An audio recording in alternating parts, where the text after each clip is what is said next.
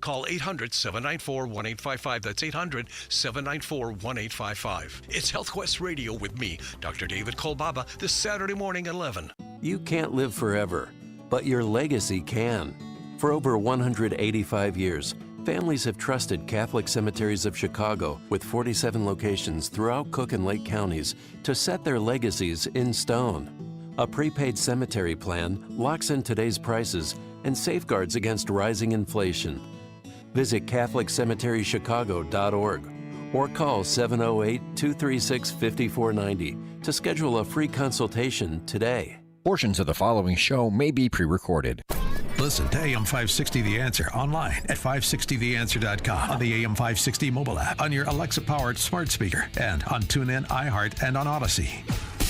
Now, from the Signature Bank Studios, this is Chicago's Morning Answer with Dan Proft and Amy Jacobson on AM 560 The Answer.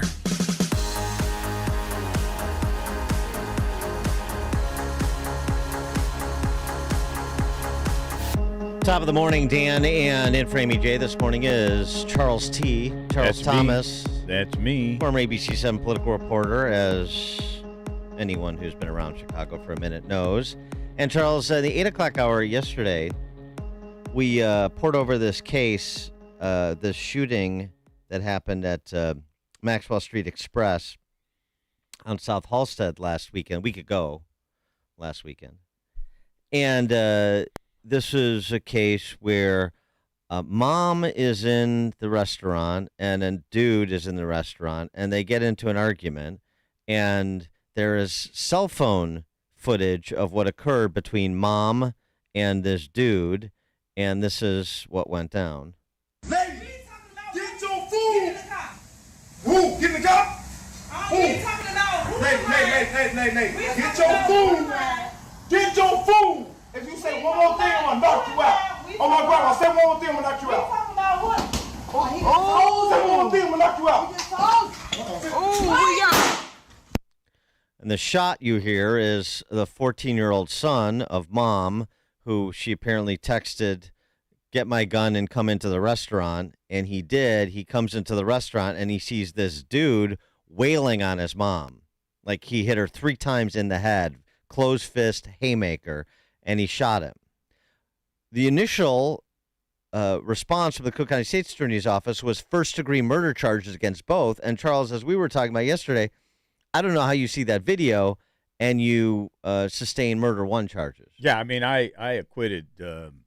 Yes, I acquitted judge, jury, and the son and the mother non-executioner immediately. I mean, after seeing the video, and I also did not know what actually happened before the cell phone videographer began rolling the video. I didn't know what happened. Nobody did, but just to see this guy hit this woman, and to know that the shooter, that's his mother,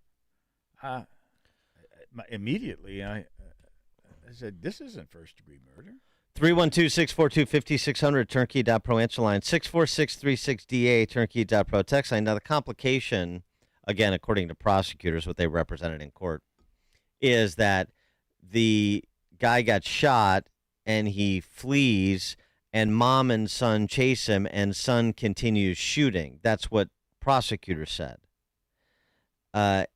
Also, they said mom went back and wanted son to shoot a woman who was laughing at her, and son wouldn't give mom the gun. He wouldn't do it, and then he wouldn't give mom the gun when she tried to wrestle the gun away from him. So the 14-year-old was the most responsible person in the restaurant that night, it appears, at least among those 3.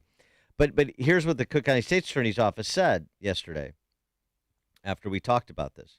Based upon our continued review and in light of emerging evidence, first-degree murder charges are dropped against both mom and son based upon the facts, evidence, and law. We're unable to meet our burden of proof in the prosecution of these cases, so they dropped the charges. Did they indicate whether or not they would file lesser charges? There's no indication of that, but I don't know if lesser included charges were initially included, like illegal discharge of a firearm and so on and so forth. But here's the problem for prosecution. As I said yesterday, mom is goading her minor son to do this from the beginning. First of all, you walk in and you see your mom being beaten upon, and it's reasonable to fear for serious bodily harm or death, her serious bodily harm or death. So it's reasonable for him to respond as he did, in my view, which is what I said yesterday. Now, once the threat is over and he flees, the assailant flees, and you chase him and continue shooting, then you have a legal problem. But prosecutors obviously didn't want to bother, especially since mom was goading kid on, and then kid showed the restraint that I described in not letting it get more out of control than it was. Right? You know, this thing is so layered. I mean, you think about it, you've got mom and son, illegal concealed carry in the glove compartment or somewhere in the car. You call the kid who doesn't have a concealed carry, who's underage, to go get the gun and come inside the restaurant. Man, that must be some really good Polish sausage. Because at that point, the minute this guy starts shouting at this woman, I'm surprised she just didn't leave. Or, man, it's just that this thing is so layered, and it speaks volumes about what's going on. Yeah. In the world right now, particularly that world on the far south side of Chicago. It really does. I tell you, though, the other thing I thought about when I read that the charges had been dropped is something you always say. This is about criminals and victims. Criminals and victims. This isn't, just point of order on this, because, with respect to me, Charles, I'm conservative and I'm a honky, so that means I'm a white supremacist. Oh, for sure. Yeah. And so, we get into all these discussions of police-involved shootings and crime in general, and if you have a conversation about the state of particular neighborhoods, majority minority neighborhoods, and so forth, then, or you take the side of a white cop who shot a black suspect or something like that, then it's obviously you're racist. Well, it's not. It's looking at the facts of the case, as we did here, and saying there's no way this 14-year-old boy, black boy, deserves to go down for this. Not a murder one charge, nor mom. And maybe you have a situation once it leaves the restaurant and gets outside, but by the same token, mom, if what prosecutor said is correct, not exactly doing her son any service by encouraging more violence outside of protecting mom. Regardless, the point here is to say the facts and the law, criminals and victims, that's the way you do it. Yeah, and again, this thing is so layered. I mean, you think about the circumstance of she's out at night with her son, and there's a whole conversation about the women and their sons. And the sons are really replacements for the father, for the husband, of the house, for the husband, for the head of the house, Yeah. and he's got responsibilities for his mother that perhaps, I know in my situation, my father had that responsibility. She would never be out getting a Polish sausage at time of night, and he wouldn't be there. I mean, and I think that's a traditional way of looking at things. And a lot of people say, "Oh, you're just,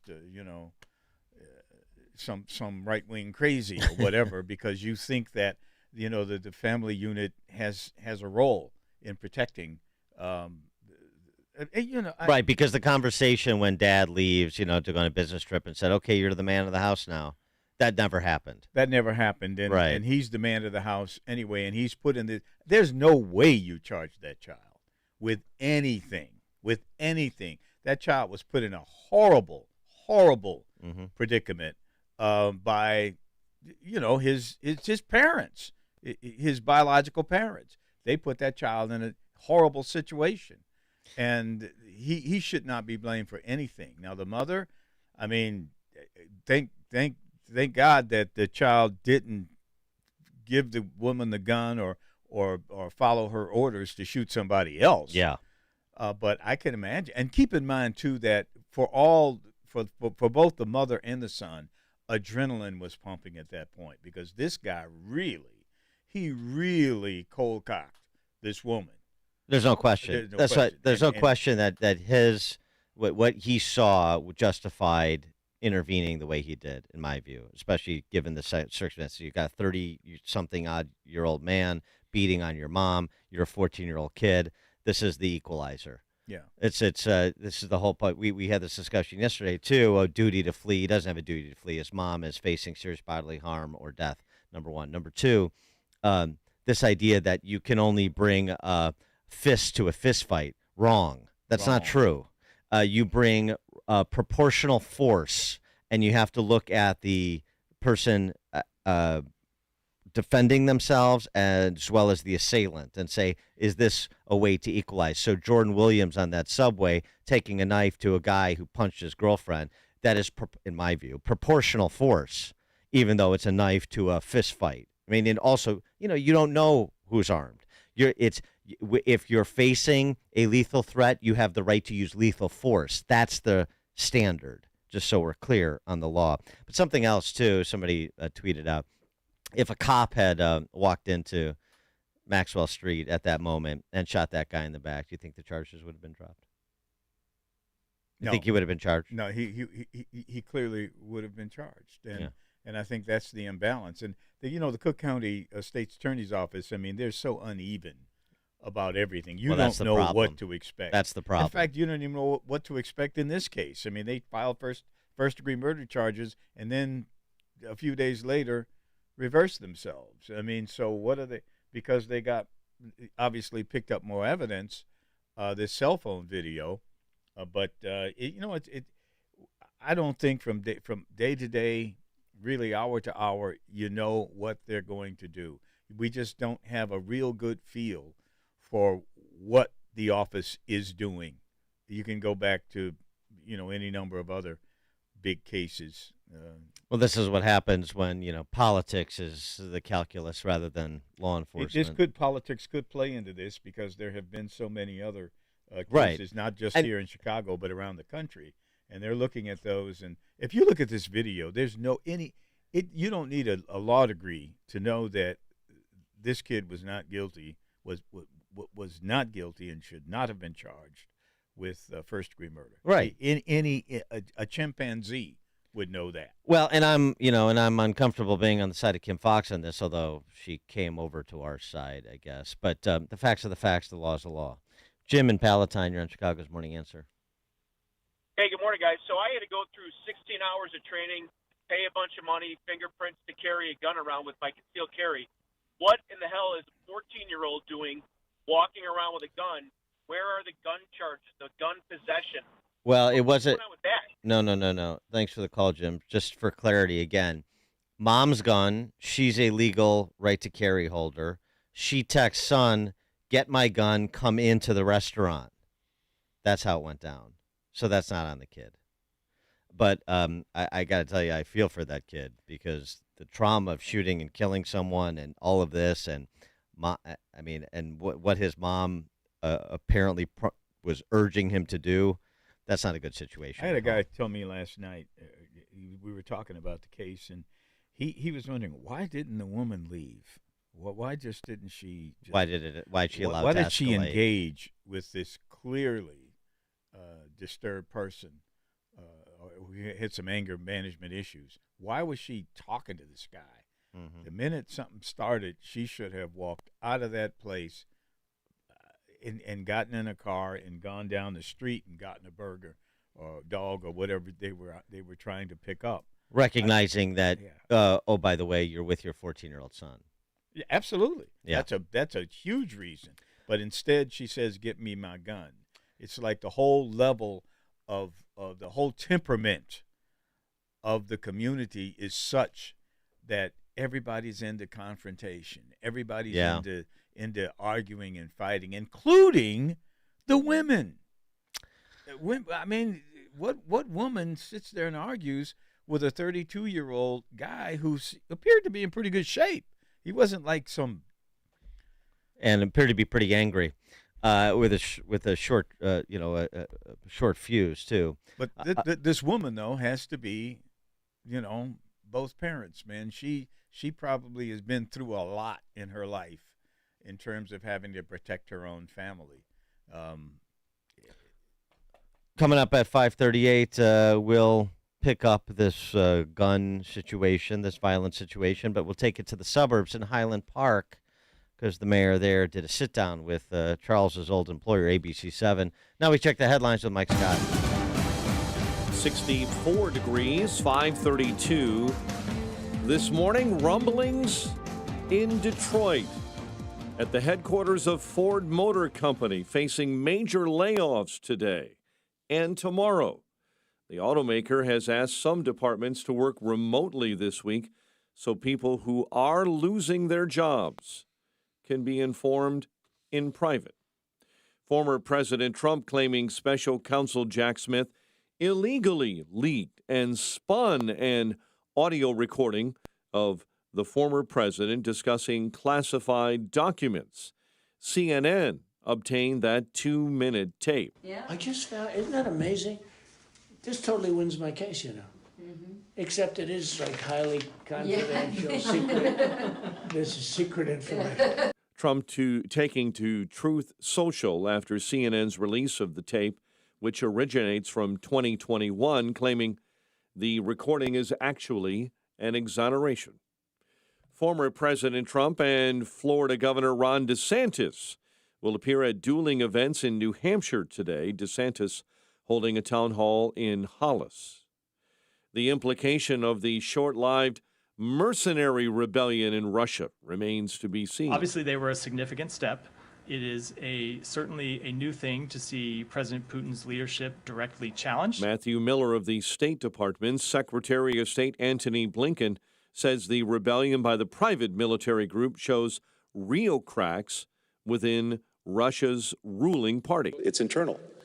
When you're being challenged from within, as Putin has been over the last few days, that also raises profound questions. And today, the Russian president is expected to speak just days after the mercenary troops marched on Moscow.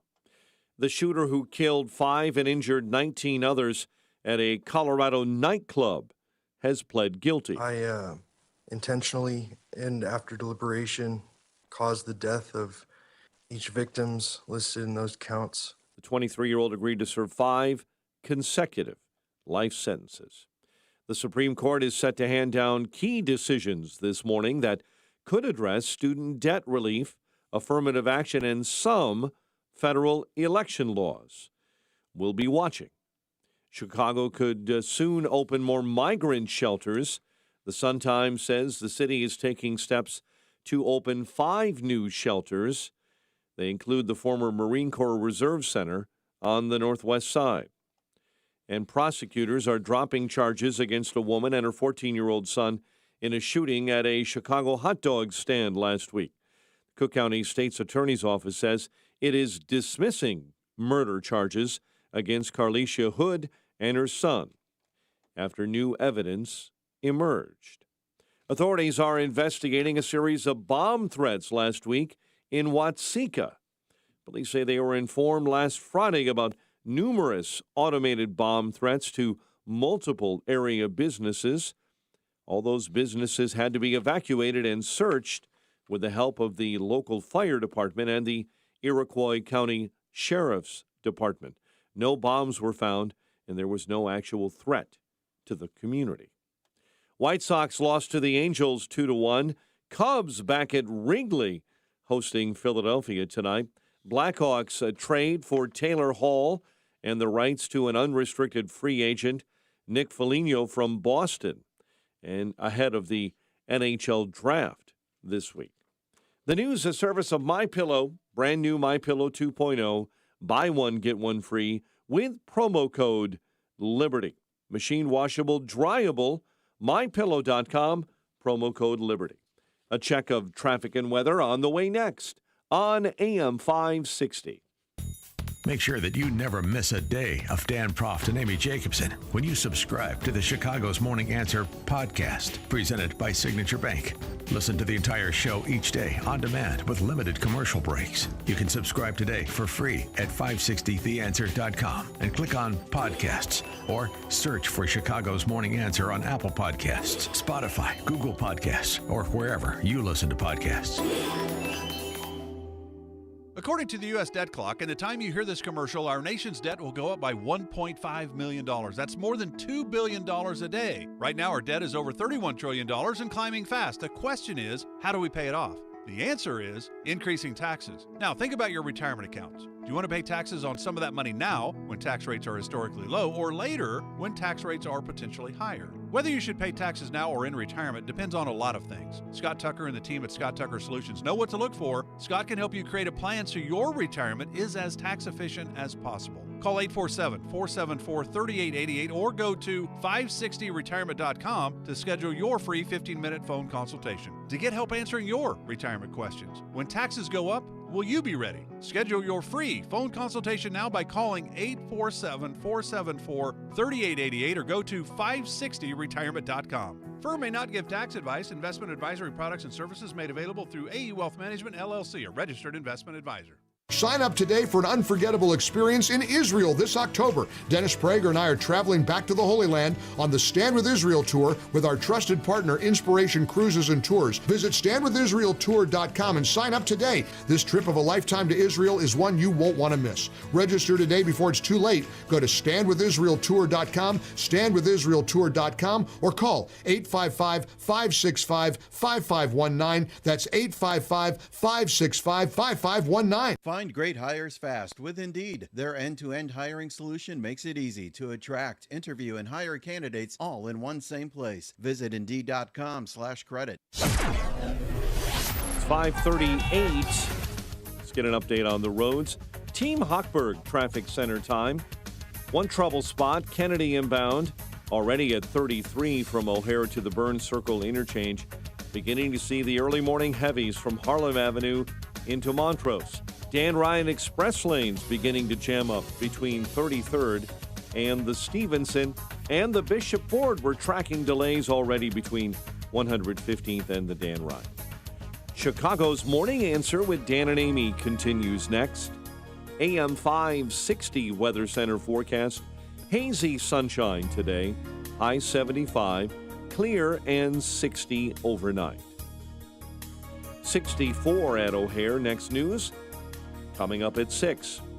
Chicago's Morning Answer continues next on AM 560 The Answer. Listen to AM 560 The Answer online at 560theanswer.com, on the AM 560 mobile app, on your Alexa-powered smart speaker, and on TuneIn, iHeart, and on Odyssey. Now, from the Signature Bank Studios, this is Chicago's Morning Answer with Dan Proft and Amy Jacobson. America First with Sebastian Gorka, today at 3, right before Sean Thompson at 4 on AM 560. The Answer.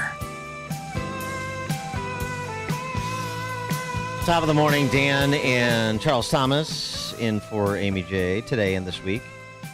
And Charles, we're nearing the one-year anniversary of the terrible mass shooting in Highland Park during their 4th of July parade last year. And the very predictable restart of the conversation surrounding assault weapons.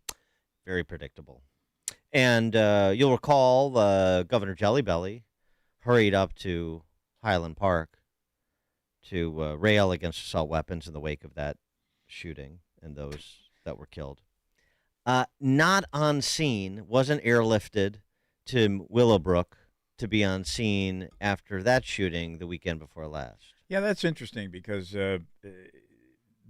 these mass shootings, man, there have been, what, half dozen, 10, I don't know, 15 maybe, where handguns were used. And because the definition, I think, of a mass shooting is is it 3 or more? Yeah, I mean, it's something like that. Different definitions but out this there, happens but all roughly. the time. Like in Willowbrook, I think, 22 people? 23 shot, 1 dead. 1 dead. And these things happen. You get 4 or 5 shot in a drive-by on the south side quite often. But they aren't using assault weapons. They're using handguns. So it's of no interest to Jelly Belly. I guess no interest, yeah. I mean, this Highland Park shooting got a lot of attention, and some people will certainly say that it happened to white people in the suburbs.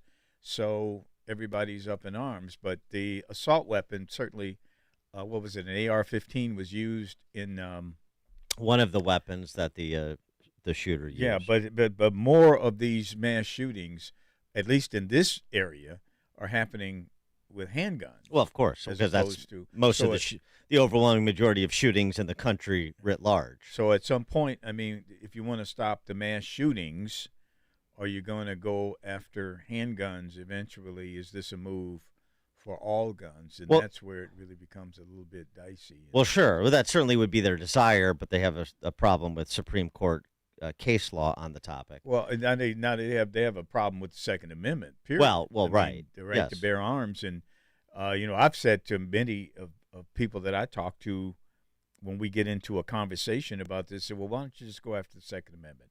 Just go for it.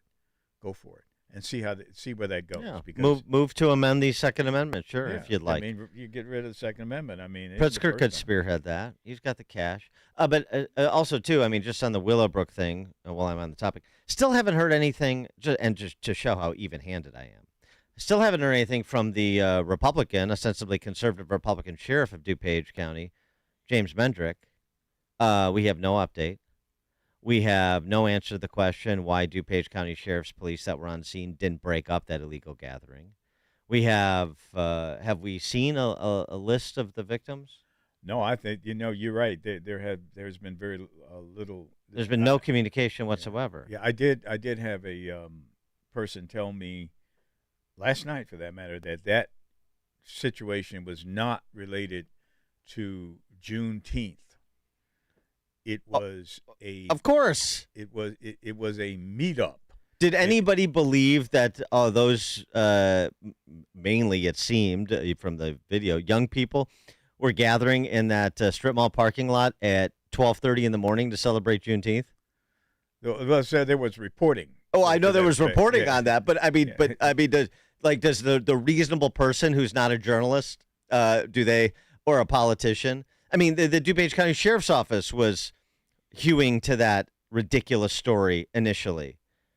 So you knew it. You knew that's a problem area. Everybody knows it, and we dug up the stories. It's been a problem area for a long time, a decade plus at least, and you didn't break it up. So there's only a couple of DuPage County sheriffs. I mean, not to relitigate this, but I'm relitigating it. Well, okay, so you, DuPage County Sheriff, unincorporated DuPage County, I get it. If you don't have the manpower, could you enlist local suburban police departments, starting with Willowbrook? Willowbrook, as I understand it, was flying blind on this, too. They had no idea. They weren't communicated with by the sheriff's office. So what? Explain. But we don't get an explanation from Republicans or Democrats in this state. We just get pronouncements, and we get the hi-hat. That's how the political ruling class in Illinois works. Well, we'll keep trying. And speaking of the political ruling class, Nancy Rotering is the mayor of Highland Park. She has, been trying for many, many years to level up. She's run for Congress, for state Supreme Court.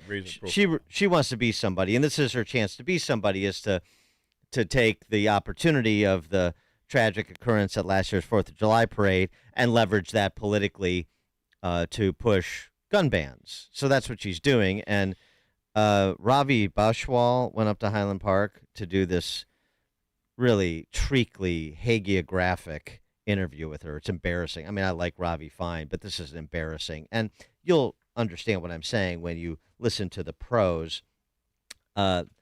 So just the general reflections a year later, we start with, of course, setting up the policy advocacy to come. Day after day, the trauma, the loss, the pain, and frankly, the fear of the terror. Highland Park Mayor Nancy Rotering lives the horror of last year's 4th of July parade daily. But she's using her experience to heal what she says is America's addiction to weapons of war in neighborhoods. In this country, we've normalized this violence, and we say that's horrible for that community, and then people move on. But for that community, it continues. That's not grandiose at all, that Nancy Rotering is going to heal the violence that afflicts the country. Well, but that's cool. I mean, she can say that, and that's what she feels. What bothers me about it, and I know Ravi quite well, Ravi Yeah, Bishwal, of course. He's a good guy. Yeah, I mean, I like him. Being a really good anchor man. But why didn't you go out and get the other side?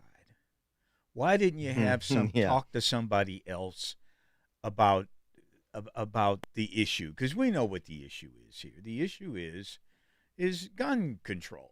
Well, so let's talk to the other side, and that's what I see that a lot of reporters are doing. I mean, he's pursuing this narrative here. Yes. And I'm talking 10, 15 seconds soundbite. In the meantime, Joe Blow or whatever it is of the Illinois Rifle Association says this. Bam, do it.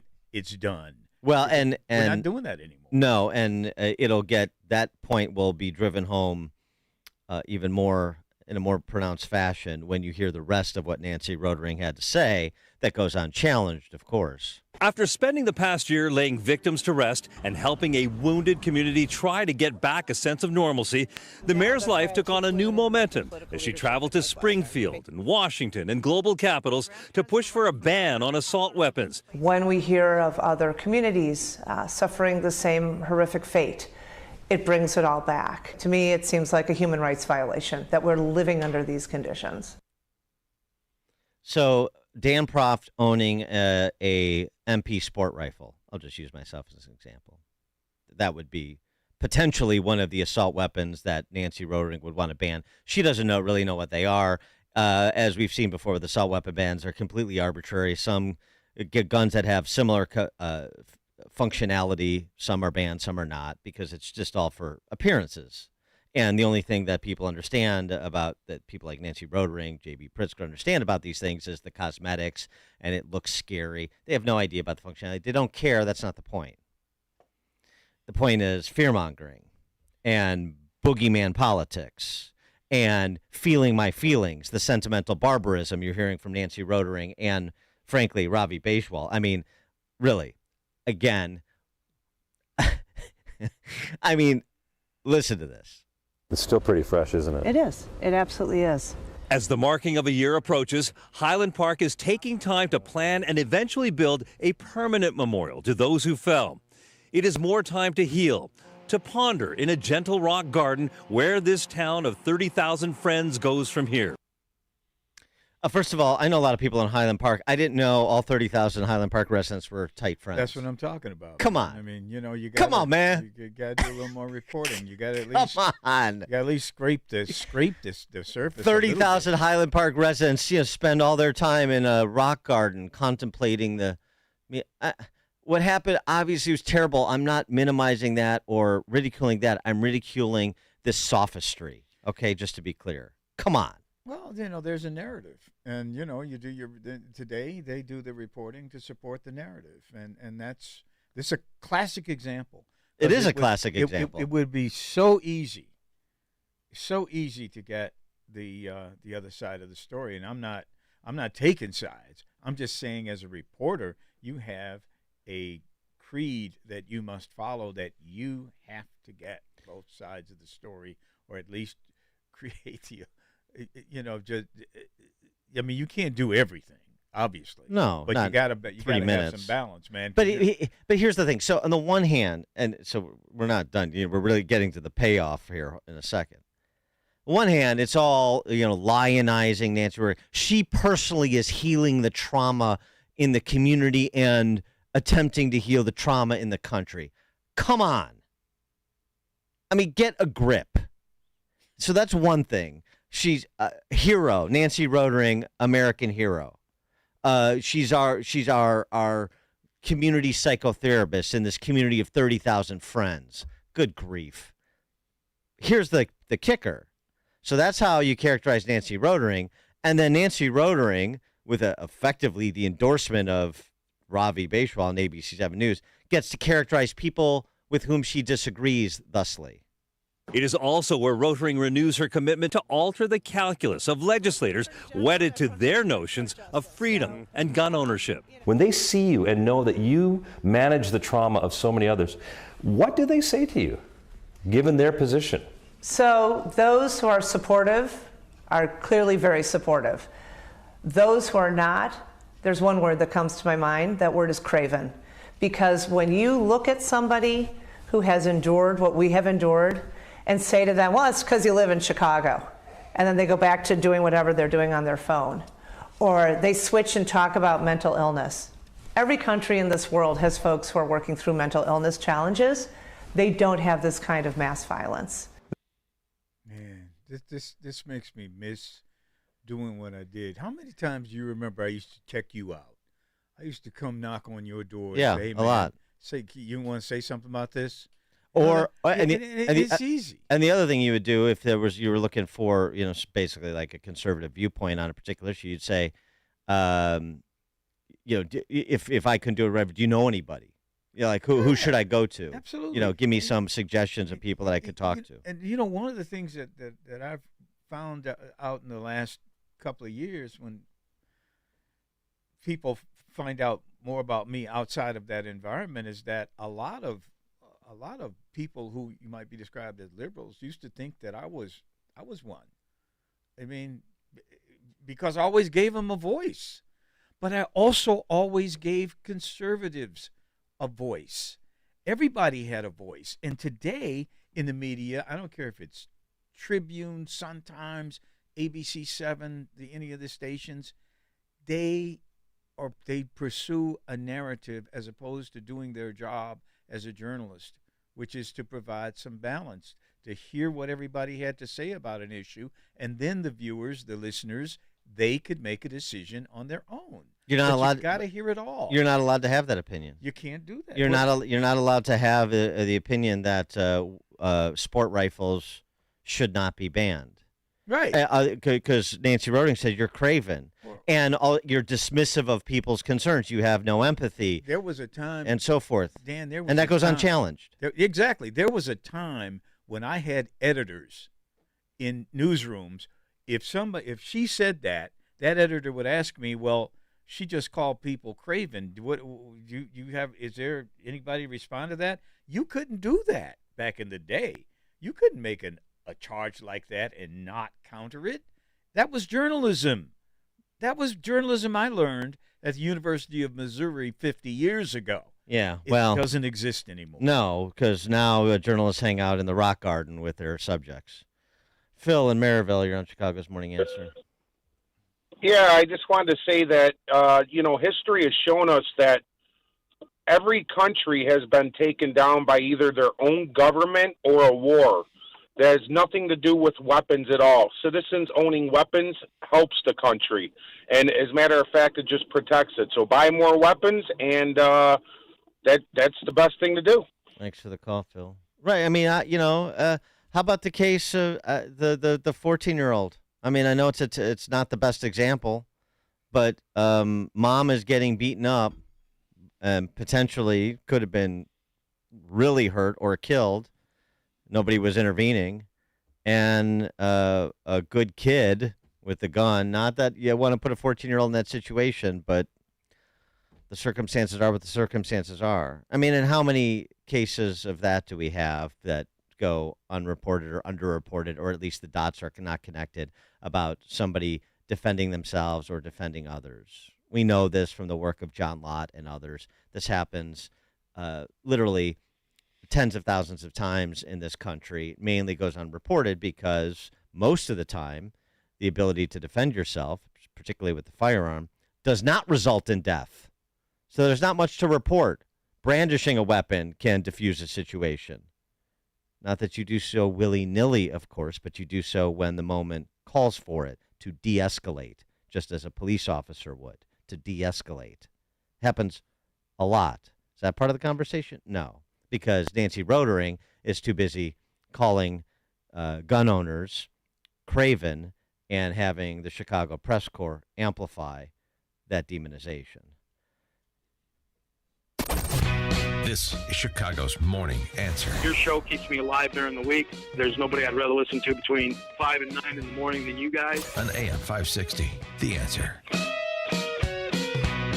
Tune in every Saturday afternoon at 3 for the Money Hour Radio, brought to you by Pierre Shale Financial Group. Learn estate and tax planning strategies, choosing the right IRA, and the ever-important decision when to take Social Security benefits. When you have retirement in sight, sound decisions are critical. Tune in to the Money Hour Radio every Saturday afternoon at 3, right here on AM 560, brought to you by Pierre Shale Financial Group. Advisor services offered through Pierre Shale Financial Group Incorporated. Pierre Shale Financial Group Incorporated is a registered independent investment advisor.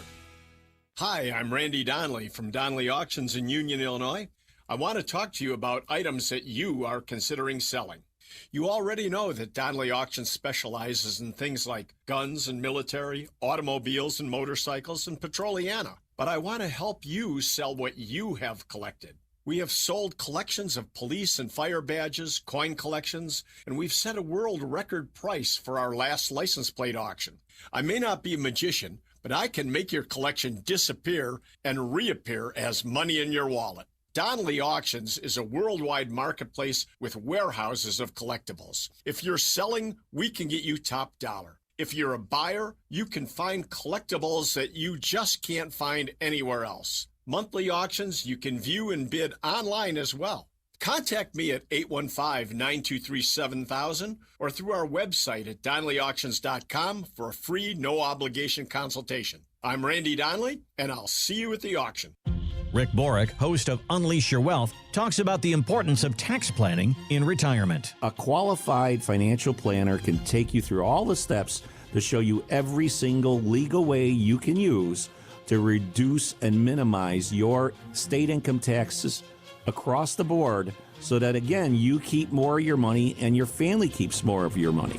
Unleash Your Wealth, Saturday at 7 a.m. and our new time at 2 p.m. here on AM 560, The Answer. Ever notice how most people never leave online reviews unless they're really mad? And they want the entire world to know how bad their experience was. Rick from Forever Remodeling here, and we average 4.8 stars on 144 Google reviews. I know what you're thinking. Sure, 132 people gave you 5 stars, but what about those 12 who didn't? Glad you asked. 3 of them are 1-star reviews from people we never even did business with. Most of the rest are 4-star reviews from people who loved us and said things like, "We are thrilled and would recommend Forever Remodeling to anyone." So why only 4 stars? One customer sums it up: "I only gave 4 stars because I never give 5. Fair enough, I guess. Google foreverremodeling.com and see for yourself. The reviews are all right there. We do kitchens, baths, basements, whole homes, and additions. Check us out at foreverremodeling.com or call 847-809-3355. That's foreverremodeling.com. News, opinion, insight. This is AM 560, The Answer. WIND Chicago. Streaming at 560theanswer.com. On the AM 560 mobile app. Tune in, iHeart, and on Odyssey. They stopped a civil war. I'm Dave Anthony, Fox News. That's what Russian leader Vladimir Putin just said, hailing his military and law enforcement for stopping a weekend insurrection.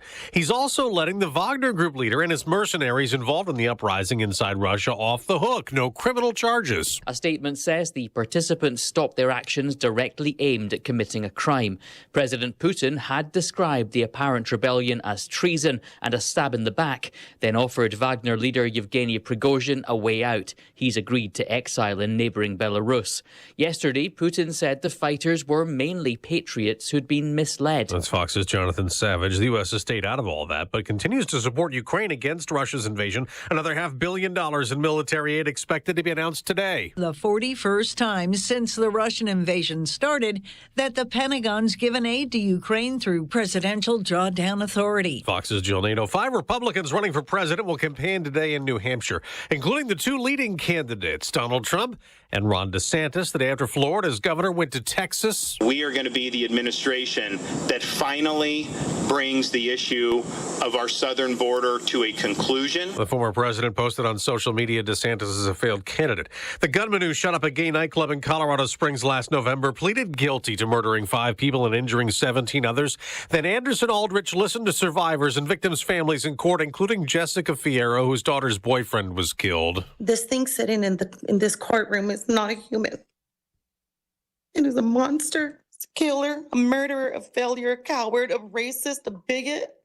and an embarrassment to society who has earned a one-way ticket to eternity in prison. The judge gave Aldrich 5 life sentences. Brian Koberger is due back in court today in Idaho for a hearing in the murder case against him. He's charged with killing 4 University of Idaho students last year and could face the death penalty.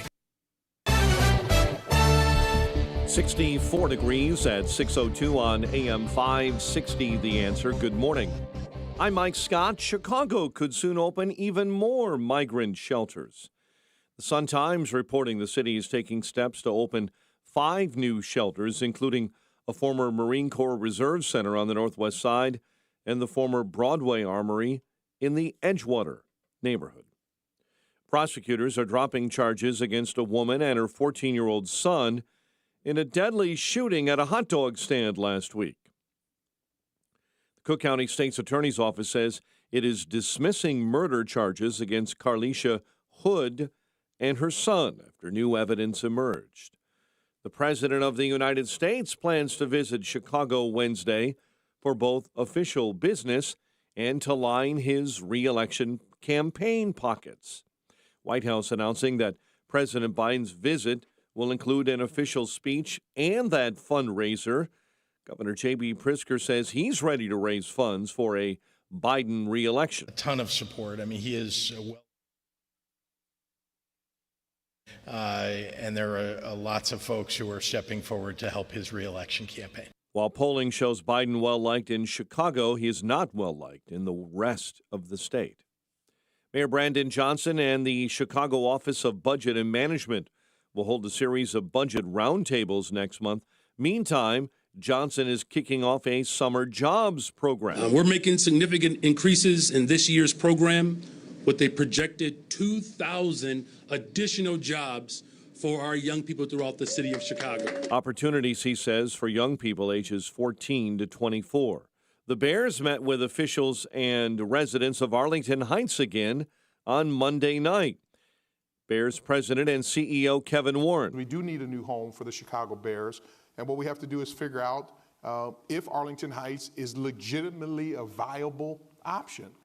The Bears met with officials again, and Warren was greeted by Touchdown Arlington, coalition of Arlington Heights business owners who are backing the Bears move.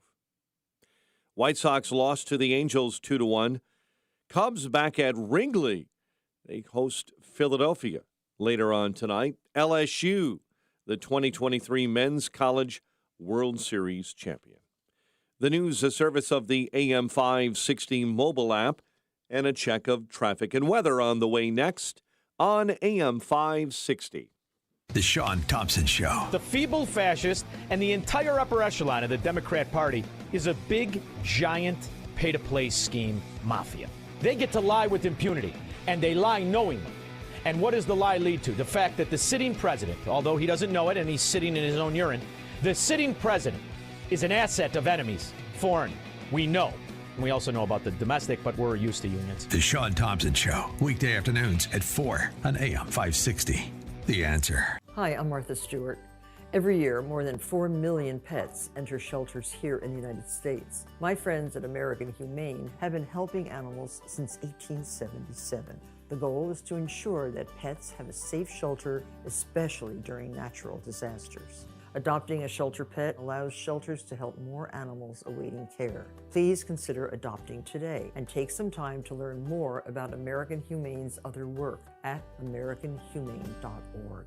The 4th of July is an important holiday for all Americans. Hi, this is Joe Cordell of the domestic litigation firm Cordell & Cordell. For some husbands, however, in troubled marriages, holidays are marked more by hardship than harmony. If you're such a guy and considering divorce, know all your options, including alternatives to divorce. We advise, we advocate, and when necessary, we litigate. Schedule an appointment with one of Cordell & Cordell's Springfield area attorneys. 2815 Old Jacksonville Road, Suite 103, Springfield, Illinois, 62704. Everyone looks forward to summer in Chicago because you spent the last 9 months freezing your ass off. How do you stay healthy? Well, it's simple. I use 120life.com. Did you know 120life takes advantage of a 2-week season? 2 weeks the whole year, tart cherries are in season. That's it. But my friends at 120life know this and take advantage of it. What they do with the tart cherries is they mix it with a number of natural ingredients to help naturally lower your blood pressure without the side effects of prescription pills.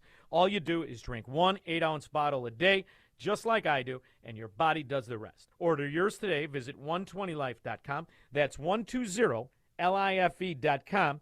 And order their 2-week trial pack. Use coupon code SUMMER to save 15%. That's coupon code SUMMER to save 15% off the 2-week trial pack. They also offer a money-back guarantee, 120 Life, where every day is tart cherry season, 120life.com. We need more stuff like this. 6:07. Team Hochberg Traffic Center time, a service of Cabino Environmental.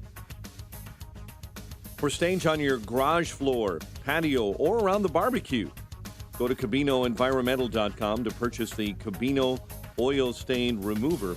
It is available as well at all 8 Rental Max locations. Eden's on the inbound side, 22 right now, Lake Cook Road into the junction. The Kennedy already at 42, O'Hare into the Burns Circle interchange. Jane Addams stop and go due to emergency construction work. This is setting up westbound on I-90 between Bussey and Arlington Heights Road. Chicago's Morning Answer with Dan and Amy continues next.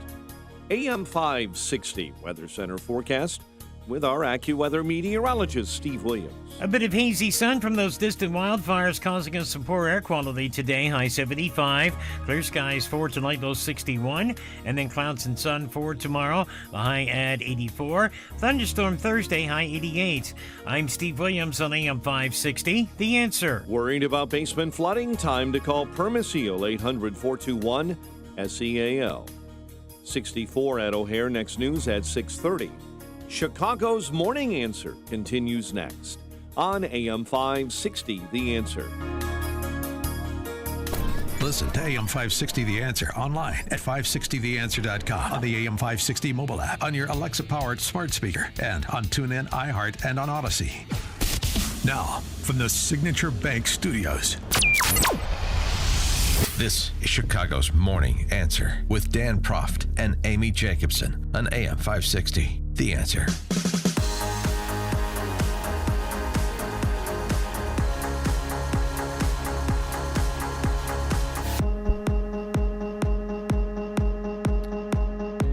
Top of the morning, Dan, and former ABC7 political reporter Charles Thomas in for Amy J this morning. Yep, that's me. That's you, Charles. How important do you believe school choice is? I think it's extraordinarily important. And boy, do I get a lot of pushback in my world. But it's extraordinarily important because, and all you have to do is ask any of the elites how important it is, because they send their children to schools other than those in the neighborhood. I remember getting into it with Rahm Emanuel over this, and because he, of course, sent his children to the lab school at University of Chicago.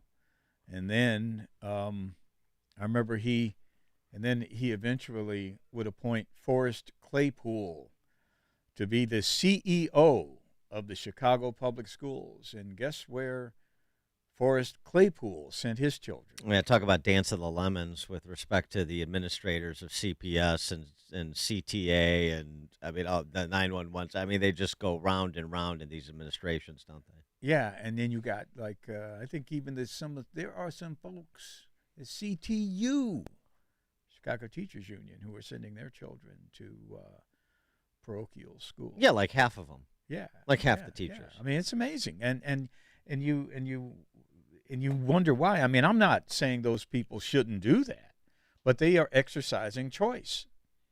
They are exercising school choice, as I would. Yeah. If I were a parent of a school-age child right now, I wouldn't send my kids to the Chicago public schools if I had because I have the opportunity or had the opportunity not to do that.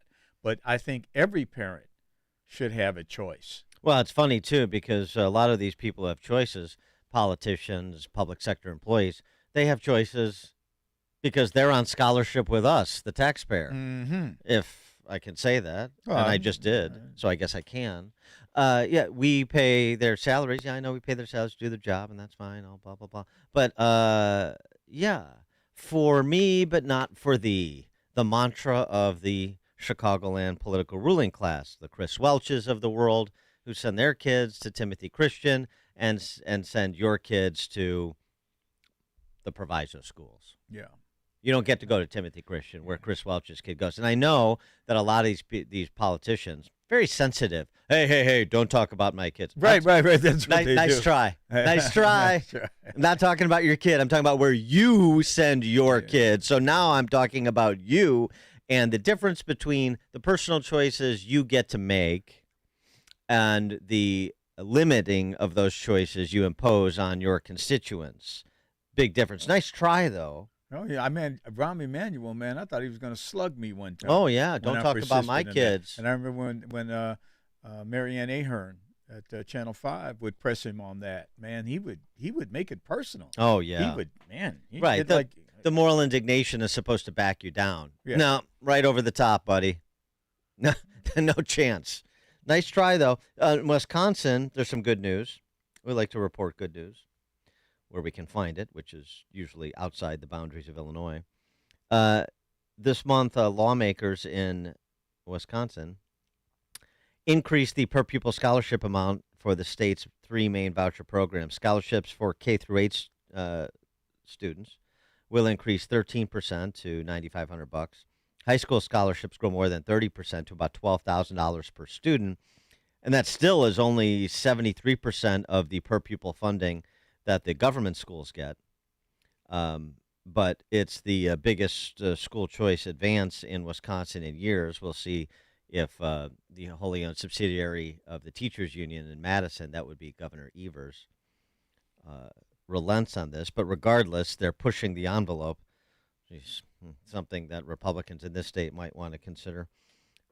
Based on a survey of school leaders, the estimates are that the increase in the per-pupil scholarships could create at least 18,000 more scholarships for kids, so 18,000 more opportunities for families in Wisconsin. Well, you know, Illinois is moving in the exact opposite direction. The momentum is moving against school choice. Even charter schools, you know, the urban prep school, which is probably the most celebrated charter school in Chicago for young black male students, some more of them going to four-year colleges and such.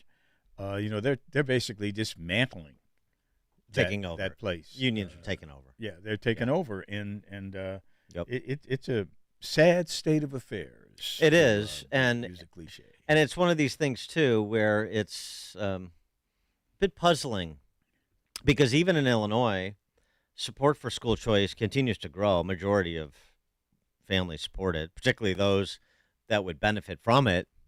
And those are disproportionately minority families because there are income qualifications and minorities disproportionately lower to middle income.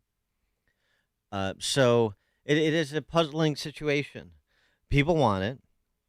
They see the benefit of it, and then they turn around and vote for people who say, ha, ha, ha, for me, not for thee. I know, man. It's amazing what people, they're not thinking it through, but they continue to do it. But I think very slowly, I think folks are coming around.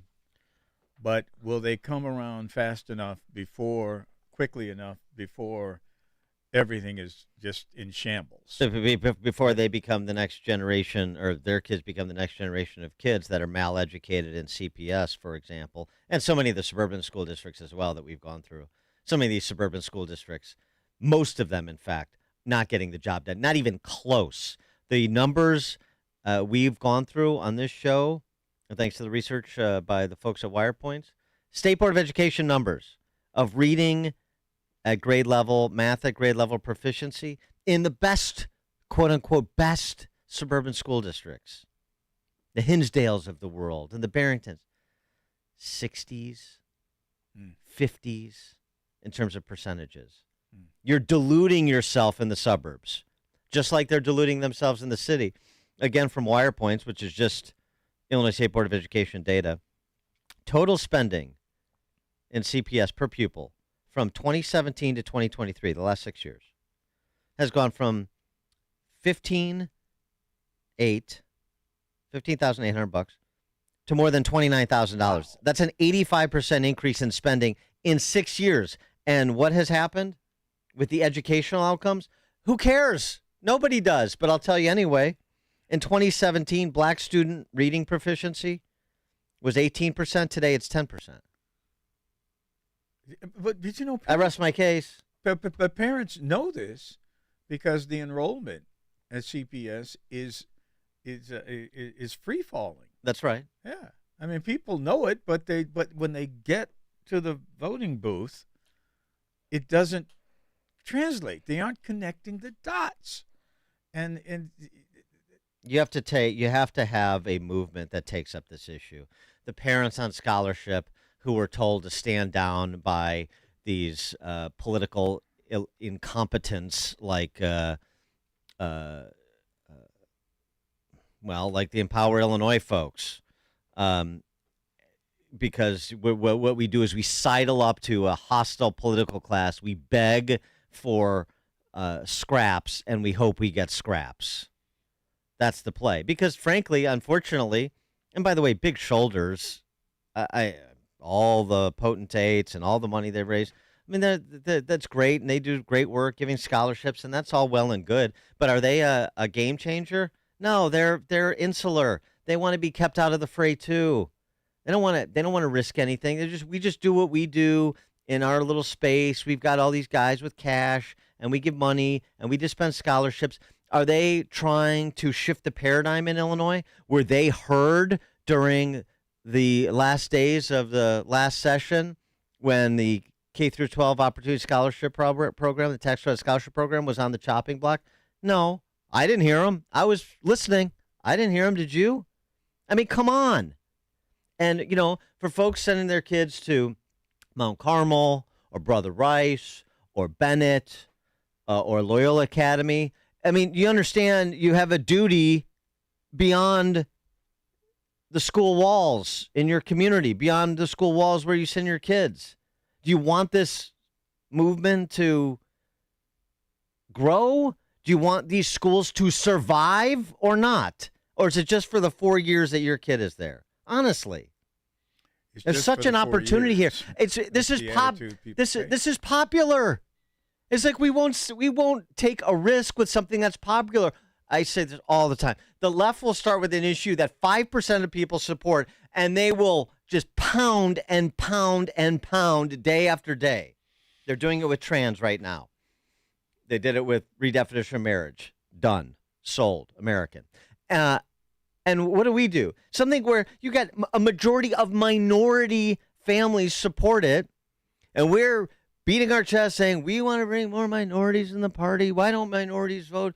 Like you were saying, why don't they connect the dots? Where are you connecting the dots for them? I mean, not that they need to, it's not a tutoring program. It's they see you invested in the entire system, which would benefit them as well as you. They see you being an advocate. They see you making the argument, the moral and economic arguments relentlessly. Where is that? I just don't hear it. And this gets outsourced by people who should know better to slithering political operatives like Juan Randall.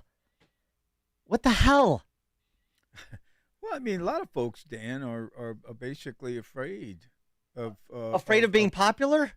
Well, no, no. What are you afraid of? They're going to be popular, but they aren't going to get the kind of support because the minute you raise your head over the trench, the establishment, if I can call it that, takes your head off. They absolutely do, man. And support from whom? Huh? I mean, who is that? This is always the generic. Who wants support from whom? Well, if you're a black person and you stick your head over that trench, they take you out. You suddenly an Uncle Tom. You suddenly a sellout and all this and la-di-da-di-da. But that's what happens. That's what happens to people, and they're afraid to basically come out of the trench or raise their head over the edge of the trench, because they'll get taken out. And that's the way it is in Chicago. Now, I can't speak for Milwaukee or anywhere else, but in Chicago, that's what it is. Okay, man. but I can tell you that from personal experience. I mean, I take that. You know, there's fear with so much of this that paralyzes people. But what about the people who have nothing to fear?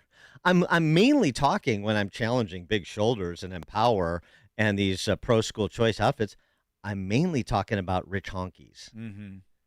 And you know, who went to Catholic school or went to one of the private schools or went to boarding school in Connecticut. I mean, and their kids are. What is it you're afraid of exactly?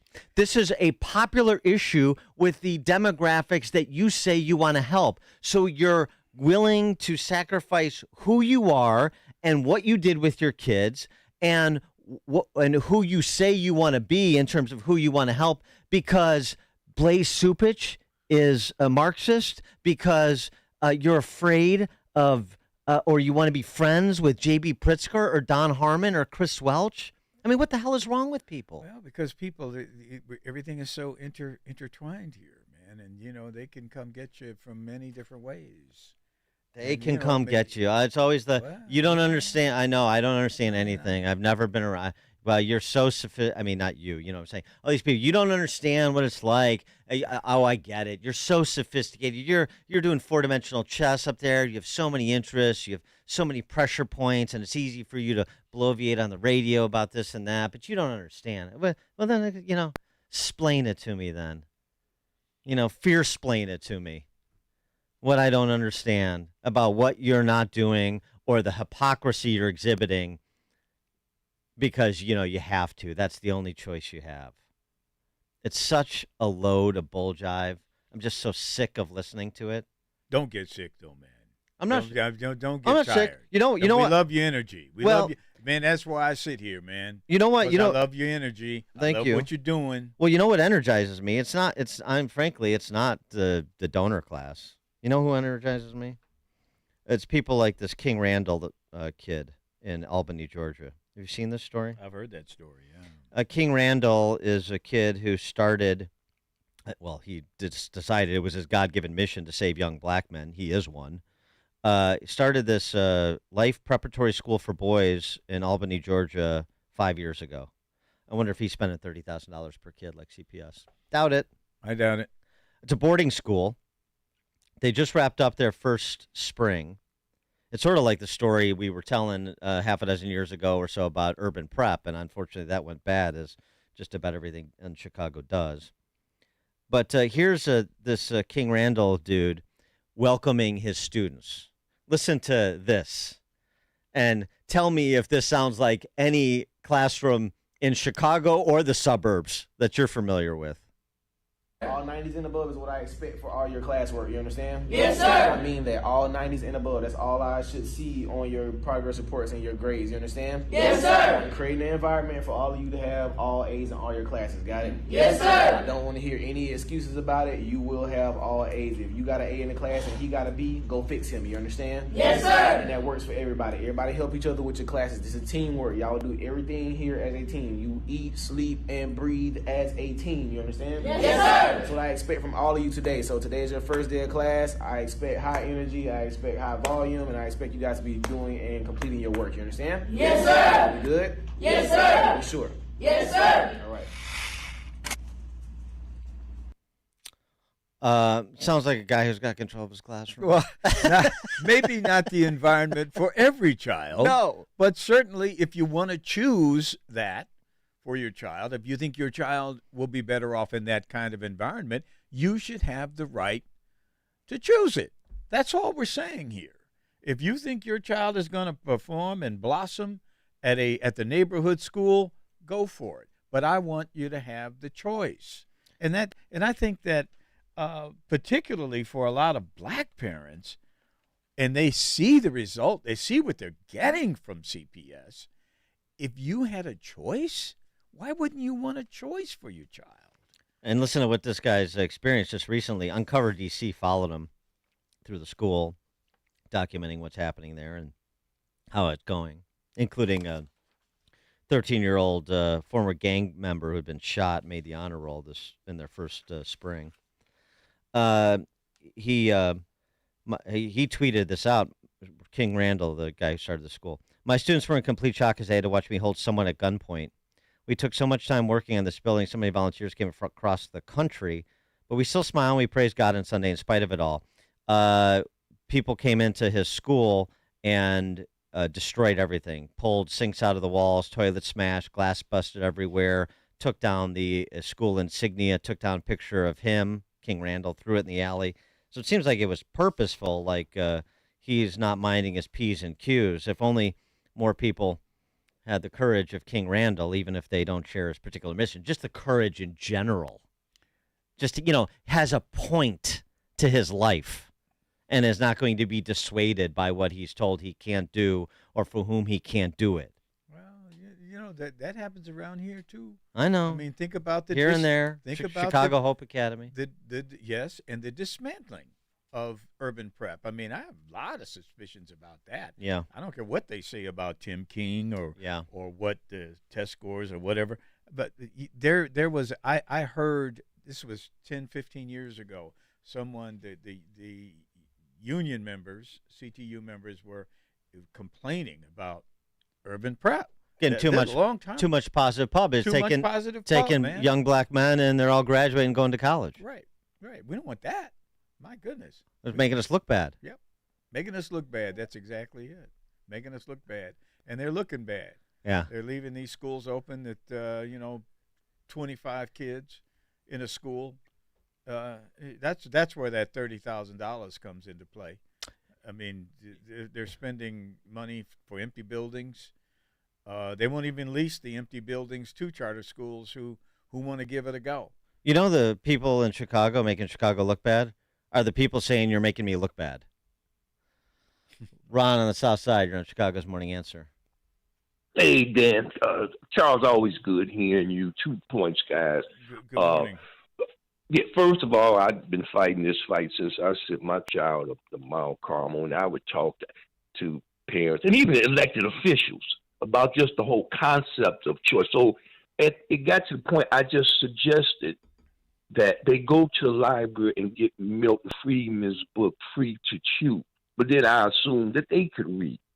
Secondly, this whole fallacy when they say, well, we don't want public money supporting religious institutions.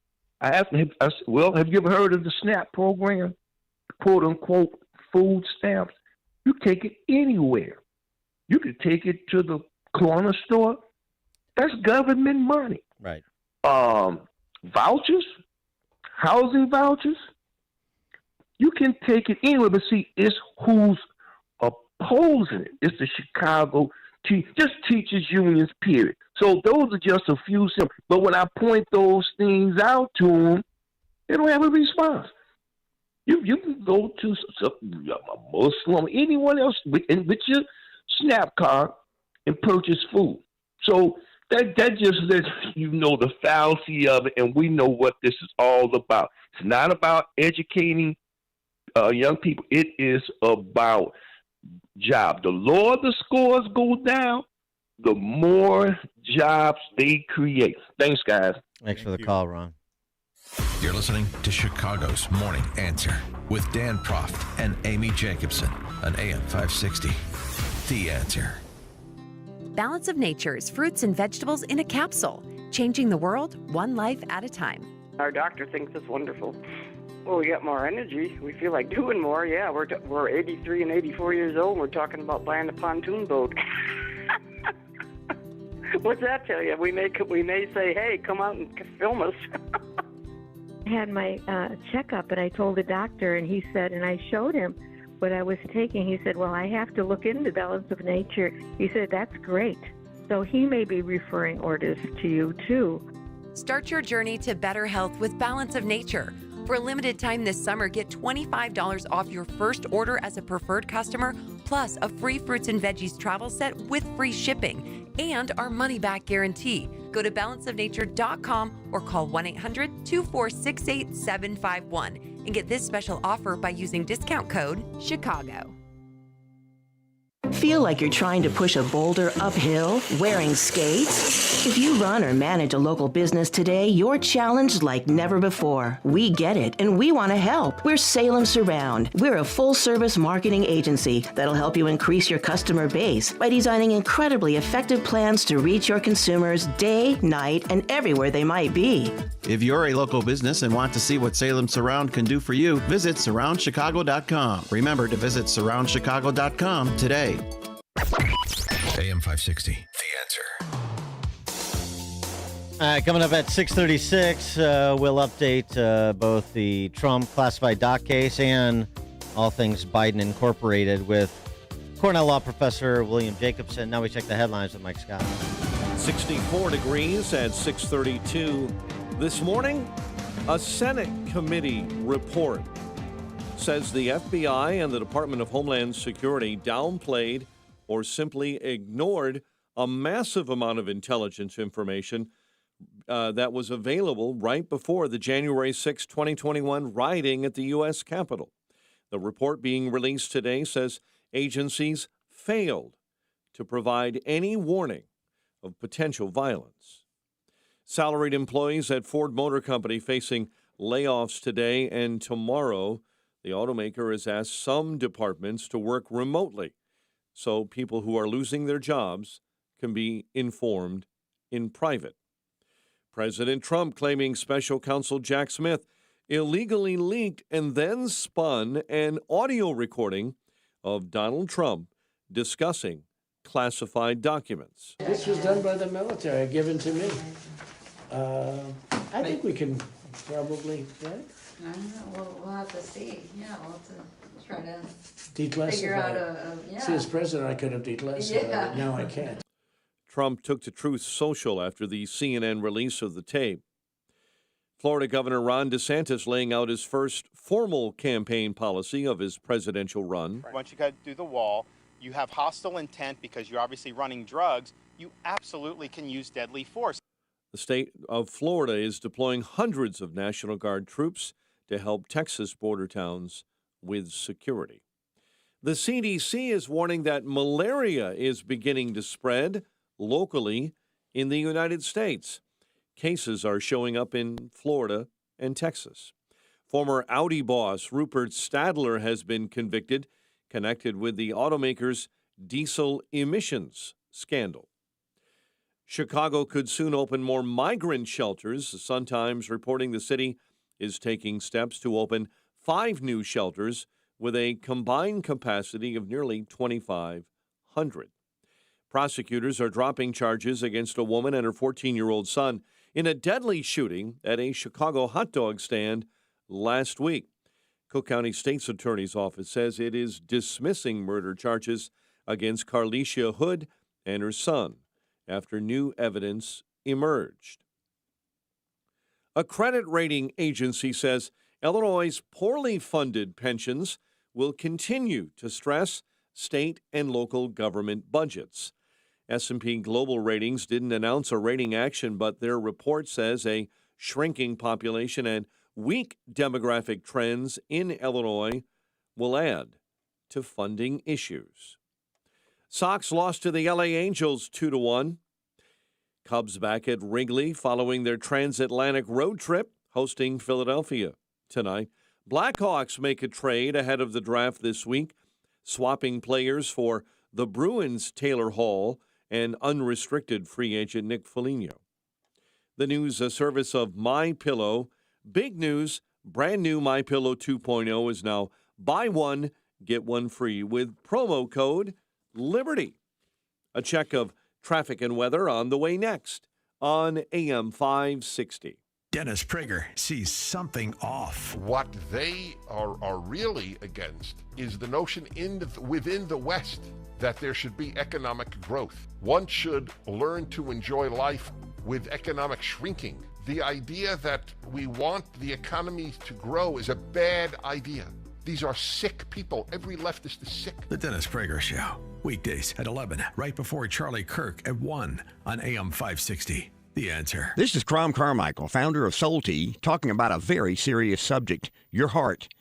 Heart disease is America's #1 cause of death. It's called the silent killer because half of its victims die from their very first heart attack. Most had no idea they even had heart disease, nor do the hundreds of thousands who suffer a stroke every year.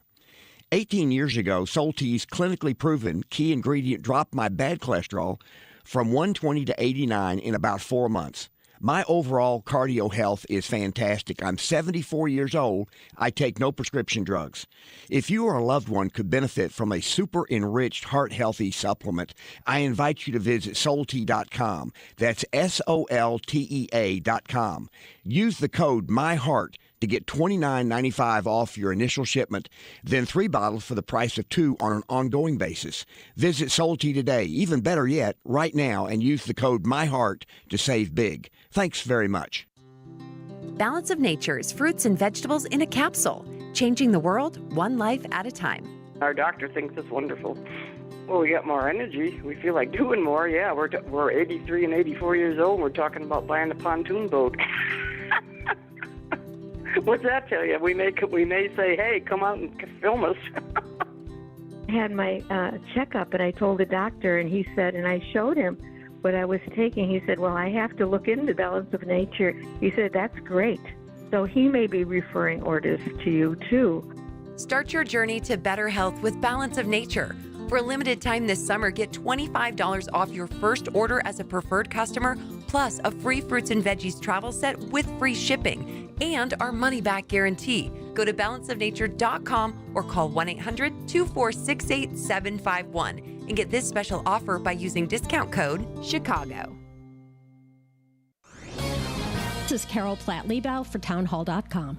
Back in feminism's heyday, Helen Reddy sang, I am woman, hear me roar, and Virginia Slims told women, you've come a long way, baby. No longer. In fact, women as a sex are now literally being defined out of existence. Johns Hopkins University has updated its online glossary of LGBTQ terms to define a lesbian as, quote, a non-man attracted to non-men, unquote. But this episode isn't the first example of gender radicals seeking to define women out of existence. Remember all the ridiculous euphemisms like chest feeding and people who give birth? The Johns Hopkins Dictionary has been taken down after eliciting outrage and well-deserved mockery. But save some ridicule for feminists like Gloria Steinem and Emma Watson, who've suddenly gone silent. Their devotion to women's rights apparently doesn't extend to ensuring everyone actually knows what a woman is. Publicpolicy.pepperdine.edu.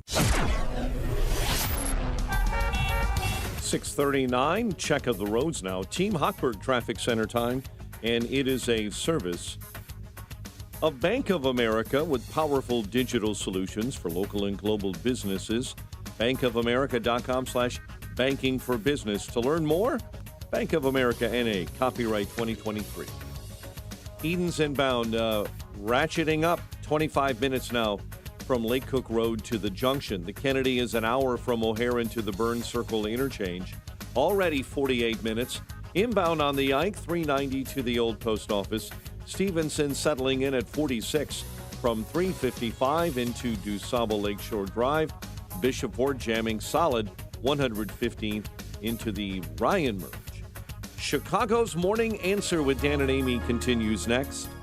Hazy sunshine in your forecast. A high of 75. 64 right now. Next news at 7. Chicago's Morning Answer with Dan and Amy continues next on AM 560. The Answer.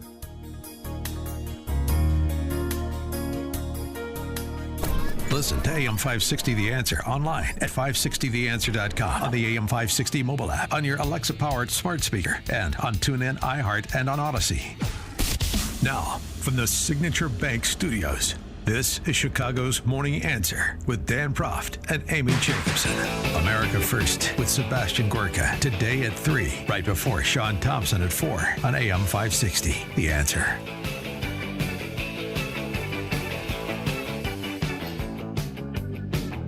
Top of the morning, Dan, and former ABC7 political reporter Charles Thomas in for Amy J today. Yep, that's me. Charles, I told you yesterday, per Nick Kristof in the New York Times, the response to all things Biden Inc. related is to say that the real story here is a father tending to his baby boy's addiction problems. And if you think that was a one-off, or if you think that I'm overstating it, then you don't know how the D.C. press corps works, first of all, and the evidence will continue to mount in my favor, as it continued to mount in my favor yesterday when Anna Navarro on The View, the show that features and is for man-hating shrews, said this. The Hunter Biden story, the scandal, the this, the that, it's also the story of a father's love. And Joe Biden has never and will never give up on his son Hunter, and will never treat him lesser than. And so he is a father first. Take it or leave it. If love is a crime, Charles, lock me up. Well, yeah. His father is right there by his side. He's sitting right here in the room with me. I mean, he was a doting father. He was right there with him. He was asked, Joe Biden was asked again, did you lie when you said you'd never talked to Hunter Biden about the family's business dealings? He said, no, I never did. That's not what the whistleblowers say. That's not what the records seem to indicate. By the way, that WhatsApp message that you're referencing, Charles, of Hunter Biden telling the Chinese communist businessman, pay up, or my dad, who's sitting right next to me, and his friends are going to make your life miserable, words to that effect. Yep. That the authenticity of that message was basically confirmed by Hunter Biden's attorney, who just chalked it up to his problems with addiction. It was a dark period in his life, so on and so forth. And he was, and Joe was not in the room with him, and prove it. Tell us. I mean, isn't that enough? Isn't that enough? Doesn't that warrant some determination? Well, and pronouncement by the FBI whether or not that did or did not happen? Right. Well, the investigation is ongoing by David Weiss, so we're told, the Delaware U.S. Attorney for Delaware. Also, the story, the IRS whistleblower, again, Gary Shapley, that David Weiss told at least 6 witnesses last year that he lacked the authority to charge Hunter outside of Delaware and was denied special counsel status. So somebody's lying because Merrick Garland, of course, said the opposite on Friday. We played you yesterday. And here's what Kevin McCarthy says. If they can prove, they can substantiate the claims of the whistleblower, and he's 6 witnesses, that's very specific. So there's 6 people that corroborate what the whistleblower said. And if they do, here's what Kevin McCarthy said is going to happen.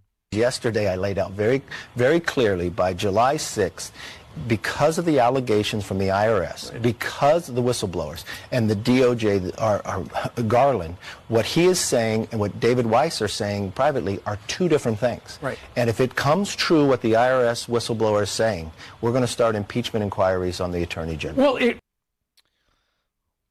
For more on all this, we're pleased to be joined by William Jacobson. He's clinical professor of law and director of the Securities Law Clinic at Cornell Law School, founder of LegalInsurrection.com, and the president of the Legal Insurrection Foundation, as well as the creator of the Equal Protection Project. Professor Jacobson, thanks for joining us. Appreciate it. Thank you for having me on. So Merrick Garland in particular, let's move to the chief law enforcement officer, since he's put the focus on himself with what he had to say on Friday, which is contradicted by the testimony from whistleblowers. Merrick Garland's argument that David Weiss had all the authority needed and that there was no need for he was never asked to be special counsel, but he never explained why special counsel in the classified doc case and no special counsel in the Hunter Biden Incorporated case. Merrick Garland seems to be sort of putting himself in a corner at this moment, doesn't he? Well, this is a case where the attorney for the whistleblower said at a specific meeting, and he gave the date and the time and who was present, that David Weiss said the opposite. So was David Weiss telling the truth at that meeting or in his letter to Congress or whatever he told Merrick Garland? We don't know. I mean, there isn't actually an answer to this. And I think it's really important we get to that answer.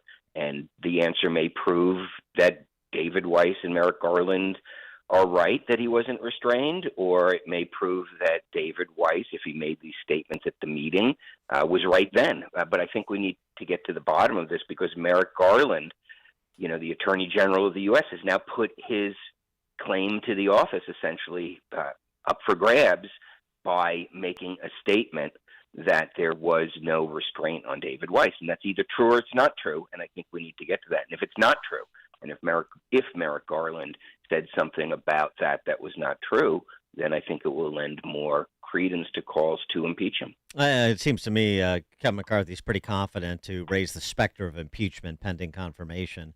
But you're right; it needs to be substantiated, and I guess they're going to move in the direction of that process.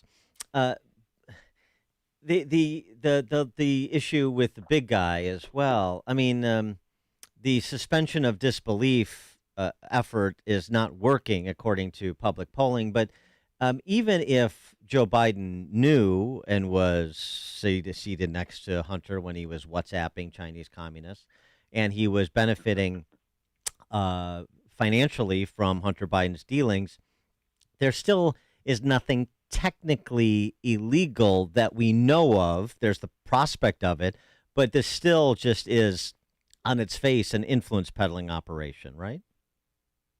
Well, it would, first of all, contradict everything Joe Biden has been saying for a number of years, including during his presidential campaign and from the White House about his knowledge and involvement in Hunter Biden's dealings. So those statements by Joe Biden were not under oath. They weren't in court. I don't think there's a perjury there in a legal sense, but I think in a political sense, there's certainly a perjury there that he's been lying about it the whole time, which I think everybody, well, not everybody, but half the country has been assuming.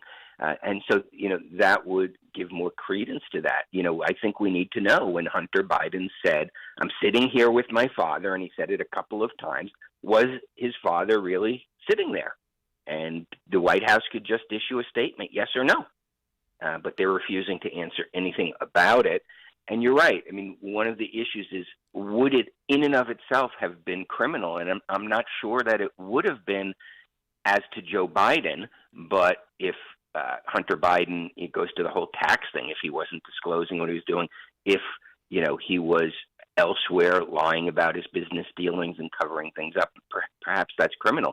But to me, this is a very political issue that if Joe Biden was sitting there, as Hunter Biden said, then, in that text message that's been made public, then Joe Biden has been lying the whole time about it. Right. And then the whole, what else are you lying about? I mean, too, it'd be nice to know from David Weiss if the investigation that's ongoing, he says, does it include a potential look-see at the tax returns of all the Biden family members that have been identified by Jim Comer at House Oversight as having been on the financial distribution for Hunter Biden's compensation? Yeah, well, that's the whole thing, the whole Biden family. I mean, this has been, again, it may not in isolation be illegal, assuming they properly accounted for all the funds, assuming there was no bribery for official action or anything like that. It just shows how deeply corrupted the Biden family has been through its influence peddling operation that's been going on for a really long time. That's how they got so rich. So, yeah, I mean, again, I get back to there may be crimes here. We need to know more, I think, but it also just shows how corrupt Joe Biden has been in terms of selling his influence. And if the Hunter Biden, a text message or WhatsApp message is accurate, that he was a participant in it. And as you sort of intimated, a reminder, all you have to do is go back to the Ukraine phone call. Impeachment is a political process. It's political by its nature, and so it doesn't require that the president have committed a crime or he's even alleged to have committed a crime. And perhaps, for example, the idea of doing business with foreign adversaries and then lying about it could be enough for impeachment proceedings on those merits. Yeah, well, impeachment also is a very political process. What constitutes high crimes and misdemeanors is really going to be up to the Congress, be up to the House. No judge is going to make that decision. That's purely a congressional action. So, yeah, I mean, I think that, we all know Joe Biden's been lying about so much his entire political career. Anybody who would be shocked that in the last 4 years or 5 years, Joe Biden's been lying about influence peddling. That's been he's been, from plagiarism in law school through his entire political career. Joe Biden has not been taken seriously by anybody until the Democrats thought he was the best person to defeat Donald Trump. All of a sudden, he's the loving, grandfather. He's, Mr. Honest, etc. But that's not who Joe Biden's been his entire career. His entire career, he was the laughing stock of the Senate until they decided he was the one to beat Trump. I wanted to get to Trump as well, since you brought him up. So CNN obtained a copy of the phone call that's memorialized in the indictment. Trump talking to a biographer for his former chief of staff, Mark Meadows. This is July of 2021, and this is an excerpt of that conversation. Take a listen. We have obtained what is expected to be a central piece of the government's case against Donald Trump. The actual audio recording of the former president talking as if he's showing a highly classified document on U.S. war plans against Iran with people not cleared to even know it exists, let alone what's in it. In a moment, only on CNN, you will hear what jurors will hear one day. The recording was made 2 summers ago, July 2021, at the former president's club in Bedminster, New Jersey. You will clearly hear the former president as he is speaking to several people. According to the special counsel's indictment, they include a writer working on Mark Meadows' memoir, the publisher, and 2 of Trump's staff members. The president was aware he was being recorded. This is the first time it is being played publicly. These are bad, sick people. That was your coup, against you. It started right at the beginning. Like when Millie's talking about, you were going to try to do a coup. No, they were trying to do that before you even were sworn in. That's right. Trying to overthrow your election. Well, with Millie, let me see that. I'll show you an example. He said that I wanted to attack Iran. Isn't it amazing? I have a big pile of papers. This thing just came up. Look. This was him. They presented me this. This is off the record, but they presented me this. This was him. This was the Defense Department and him. Wow. We looked at some. This was him. This wasn't done by me. This was him. All sorts of stuff. It's pages long. Look. Wait a minute. Let's see here.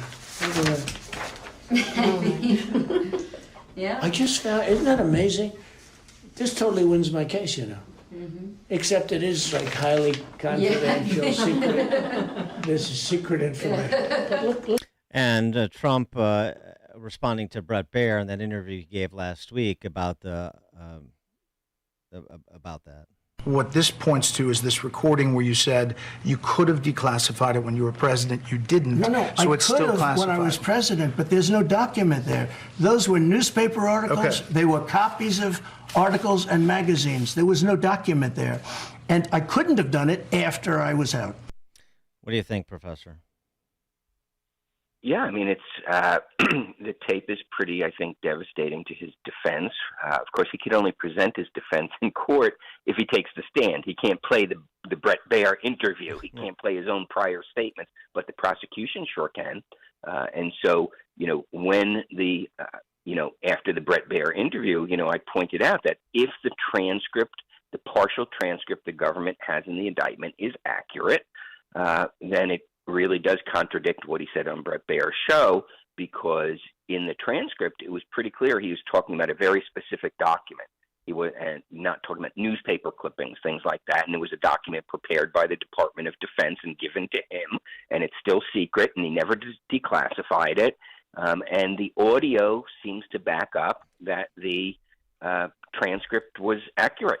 Well, and I assume that the people that he was talking to didn't actually see the document, didn't get a good enough look at it to know, and plus have the expertise to know whether it was a classified document or not. I mean, that ostensibly you could get testimony from them if they did have knowledge of it. Right. I mean, the audio itself, if there was no other evidence, the audio may not be enough to prove beyond a reasonable doubt what it was that he had. But, these are not stupid prosecutors, okay?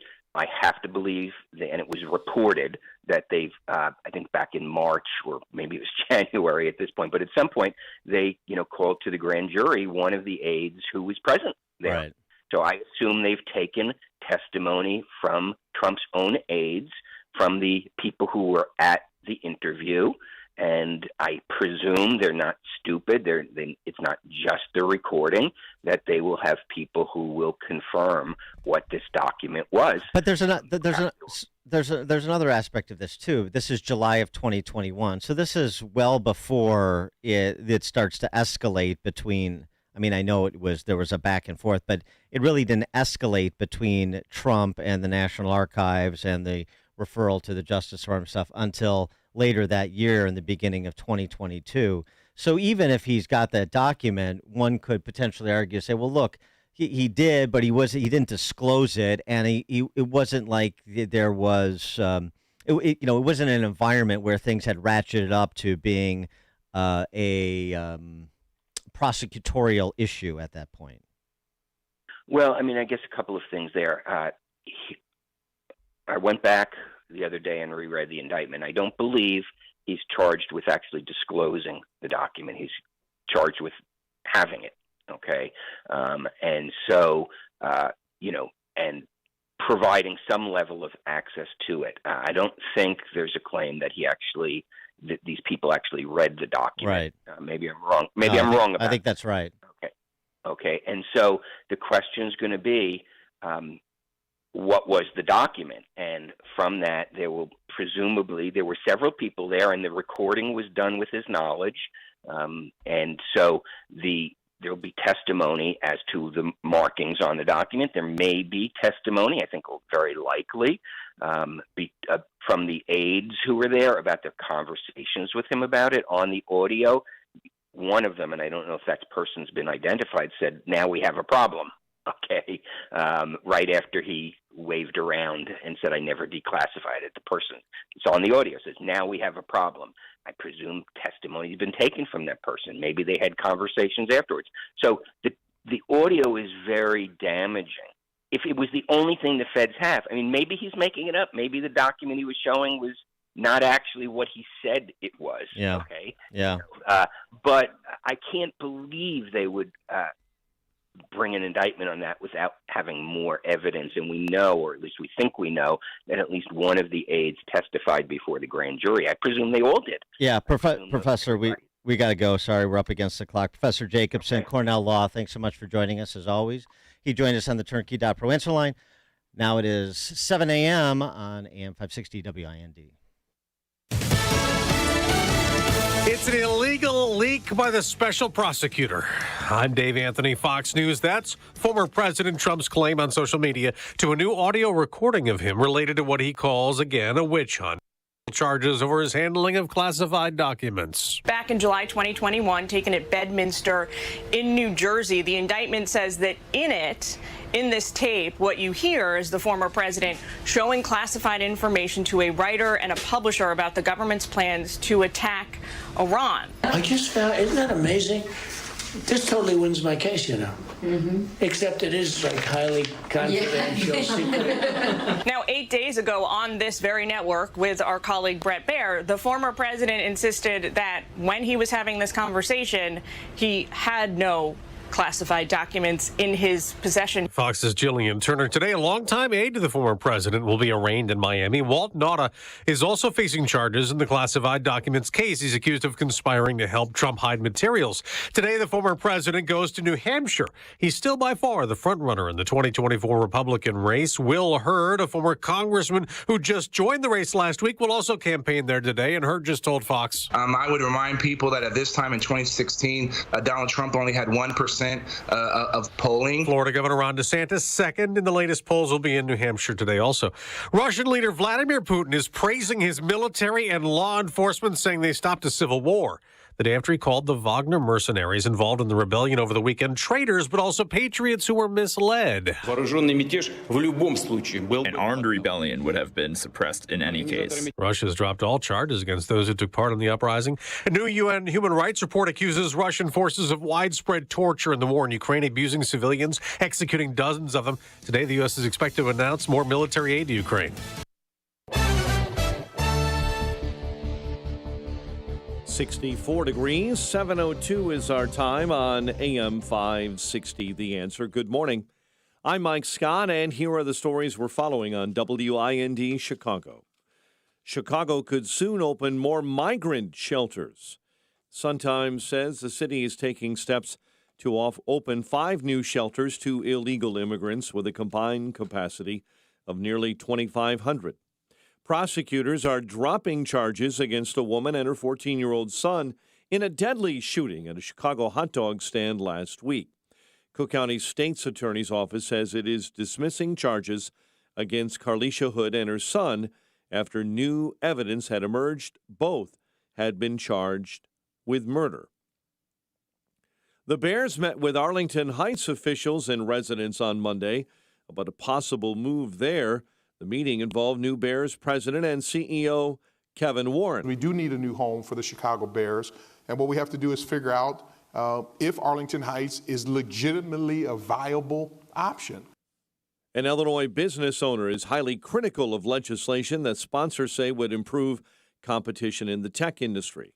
The American Innovation and Choice Online Act would prohibit tech companies from giving preference to their own offerings over competing products.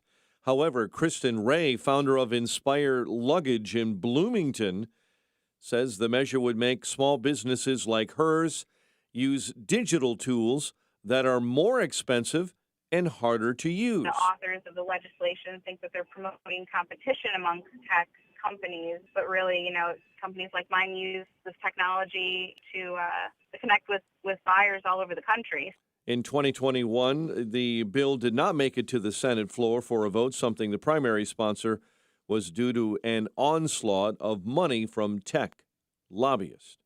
U.S. Medical Glove Company is purchasing the vacant Motorola building in Harvard. The community is hoping the acquisition will bring more than 1,000 jobs to the region. Former Motorola space on Route 14 has been vacant, empty, for more than 20 years. White Sox fell to the Angels 2-1 on a wild pitch in the bottom of the ninth. Cubs back at Wrigley following their transatlantic road trip hosting the Phillies. Blackhawks make a trade with Boston, trading for former MVP Taylor Hall and the rights to unrestricted free agent Nick Foligno from Boston. In return, Chicago sending Boston the rights to restricted free agent defenseman Ian Mitchell and Alec Regula. And this, of course, is just ahead of the NHL draft this week. The news, a service of Tom Mirabali Insurance. No matter the time of year, you can buy a PPO health insurance plan that eliminates the mandatory maternity coverage. Get started at healthplanchicago.com. A check of traffic and weather on the way next on AM 560. Mike Gallagher explains Trump's surge. Sunday morning shows yesterday, they're all in various levels of hysteria over Trump. They cannot figure out why he keeps surging in popularity. They don't even understand it. Newsflash, Americans are rejecting the politically motivated prosecution that he's undergoing. The Mike Gallagher Show, weekdays at 9, right before Dennis Prager at 11 on AM 560. The Answer. Cracked brickwork or caulking? Doors or windows that no longer open or shut properly? Permaseal can help with that. Hi, I'm Roy Spencer, president of Permaseal. When you look around your house, do you see uneven floors, gaps under baseboards, basement walls leaning or bowing, new cracks in your drywall or ceiling, or sunken concrete next to your foundation? These can be signs of structural foundation issues that won't get better with time. Call Permaseal today at 800-421-SEAL. Too often we hear of homeowners paying for an expensive consultation just to determine the problem. Don't be one of them. We can evaluate your foundation and offer you a permanent solution at absolutely no charge. Since 1979, Permaseal has been committed to providing quality proven products and superior customer service. When the work is done, you'll have a transferable warranty along with priceless peace of mind. And now, through June, you'll save $300 off any structural repair. Call Permaseal 800-421-7325 or visit permaseal.net. Hi, I'm Martha Stewart. Every year, more than 4 million pets enter shelters here in the United States. My friends at American Humane have been helping animals since 1877. The goal is to ensure that pets have a safe shelter, especially during natural disasters. Adopting a shelter pet allows shelters to help more animals awaiting care. Please consider adopting today and take some time to learn more about American Humane's other work at americanhumane.org. Attorney Joe Cordell. Business owners and professionals face special challenges in divorce court. In addition to everything else going on, they have to contend with allegations that they are earning more than they are, coupled with claims on their business or practice itself. Clients with assets depend on their divorce lawyer's skills in these matters, and that's why it's so important to hire someone that has those skills. Schedule an appointment with one of Cordell & Cordell's Springfield area attorneys. 2815 Old Jacksonville Road, Suite 103, Springfield, Illinois, 62704. Balance of Nature, changing the world one life at a time. Before I was taking Balance of Nature, it was everything I had in me to do a full day. Now I have seen a big difference in my energy levels. It's awesome stuff. I just love the product. I am so glad I seen the commercial, went for it, and ordered me some. And then my husband said, "Have you seen that commercial of Balance of Nature? It's fruits and vegetables." And I looked at him and I'm like, "Yeah." And he goes, "I think we ought to try it." And I says, "I am." And so I says, "I'll order you some." He loves it. I love it. We won't be without it. Start your journey to better health with Balance of Nature. For a limited time this summer, get $25 off your first order as a preferred customer, plus a free fruits and veggies travel set with free shipping and our money-back guarantee. Go to balanceofnature.com or call 1-800-246-8751 and get this special offer by using discount code CHICAGO. 7:08, and let's get an update on the roads. We get the very latest in our Team Hochberg Traffic Center, and we start on the Edens, 22 minutes from Lake Cook Road into the junction. Kennedy, it's an hour from O'Hare into the Burns Circle interchange. The Ike right now, 31 minutes inbound from Wolf to the old post office. Stevenson, 46 minutes from 355 into DuSable Lakeshore Drive. Veterans jam up northbound on 355 between Maple and Ogden. At 7:09, it's time to visit signaturebank.bank and time to check the weather this morning in our AM 560 Weather Center. Here is Steve Williams. Sunshine and a bit of haze from those distant wildfires also will cause some poor air quality today. High 75, clear tonight, low 61. Partly sunny for tomorrow, the high 84. A thunderstorm on Thursday, the high 88. I'm Steve Williams on AM 560, The Answer. 64 and hazy at O'Hare. Next news at 7:30. Chicago's Morning Answer continues next on AM 560, The Answer. Listen to AM 560 The Answer online at 560theanswer.com, on the AM 560 mobile app, on your Alexa-powered smart speaker, and on TuneIn, iHeart, and on Odyssey. Now, from the Signature Bank Studios, this is Chicago's Morning Answer with Dan Proft and Amy Jacobson on AM 560 The Answer.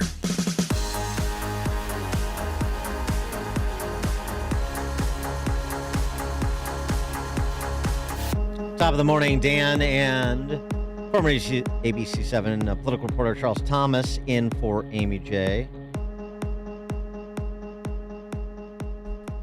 Charles. In the game. In the game.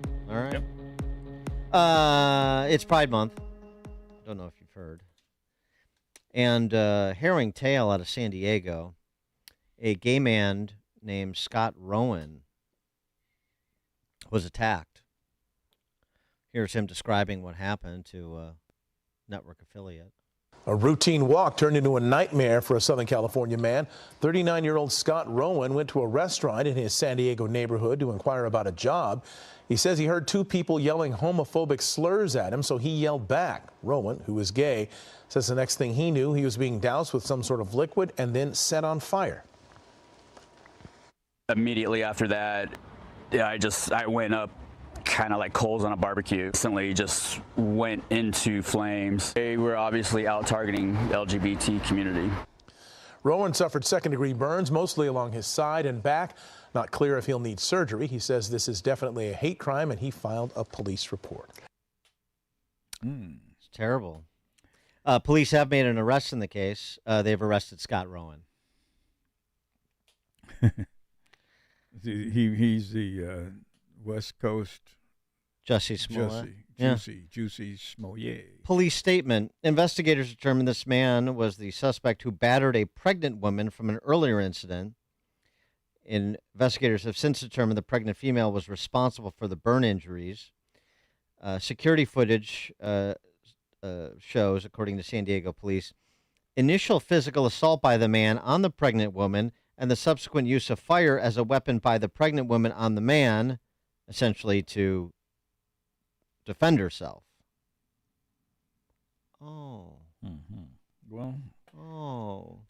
But why? Gee, I wonder why Scott Rowan thought he could play the victim and call it a hate crime. Gee, I wonder why he thought he could get away with that. You know, they're looking, because I think the media is looking for any kind of incident they can find. Well, more than looking, creating. Well, yeah. Creating. But if a guy goes out there and says that this happened to me, they'll jump right on Oh, it yeah. and not check it out. Oh, sure. I mean, it's like, and even the incidents that we referred to earlier this morning in New York City, where we're looking for incidents of racism, we're looking for homophobism. Well, this is looking for, This is Will Riley's book, the Kentucky State Professor Hate Crime Hoax. That's what this is. And we have this view of America. We have this story that we're pitching, and if we don't get the supply we need organically, then we'll create it. Yeah, absolutely. That's what's going on. One other note here, since it is Pride Month, I don't know if you've heard. This dude had a message to the performative LGBTQ2A+++ folks over the weekend who were naked with children in Washington Square Park in New York City, on bike rides in Wisconsin, and otherwise engaging in all sorts of public depravity. This gay gentleman took to Rumble to respond to those representatives, per the media, the same media we're talking about, those representatives of the LGBT community that we're supposed to celebrate. But if I hear one more person say that the reason conservatives are hating on Pride is because they're homophobic, I'm gonna lose it. This here is a picture of a bunch of adults celebrating Pride with children in a fountain where clothing is optional. This here is an old man twerking in his underwear in front of children during the parade. It's not homophobic to say that Pride is about celebrating degeneracy and sexual activity more than it is about love and acceptance, because that's exactly what it is now. And the worst part about it is that people who don't know better, not to a fault of their own, will think that this is a reflection of all gay people when it's not. Like, I'm sorry that most of you guys probably don't get to take your clothes off in private because nobody's interested, but that doesn't give you free reign to do it in public in front of children.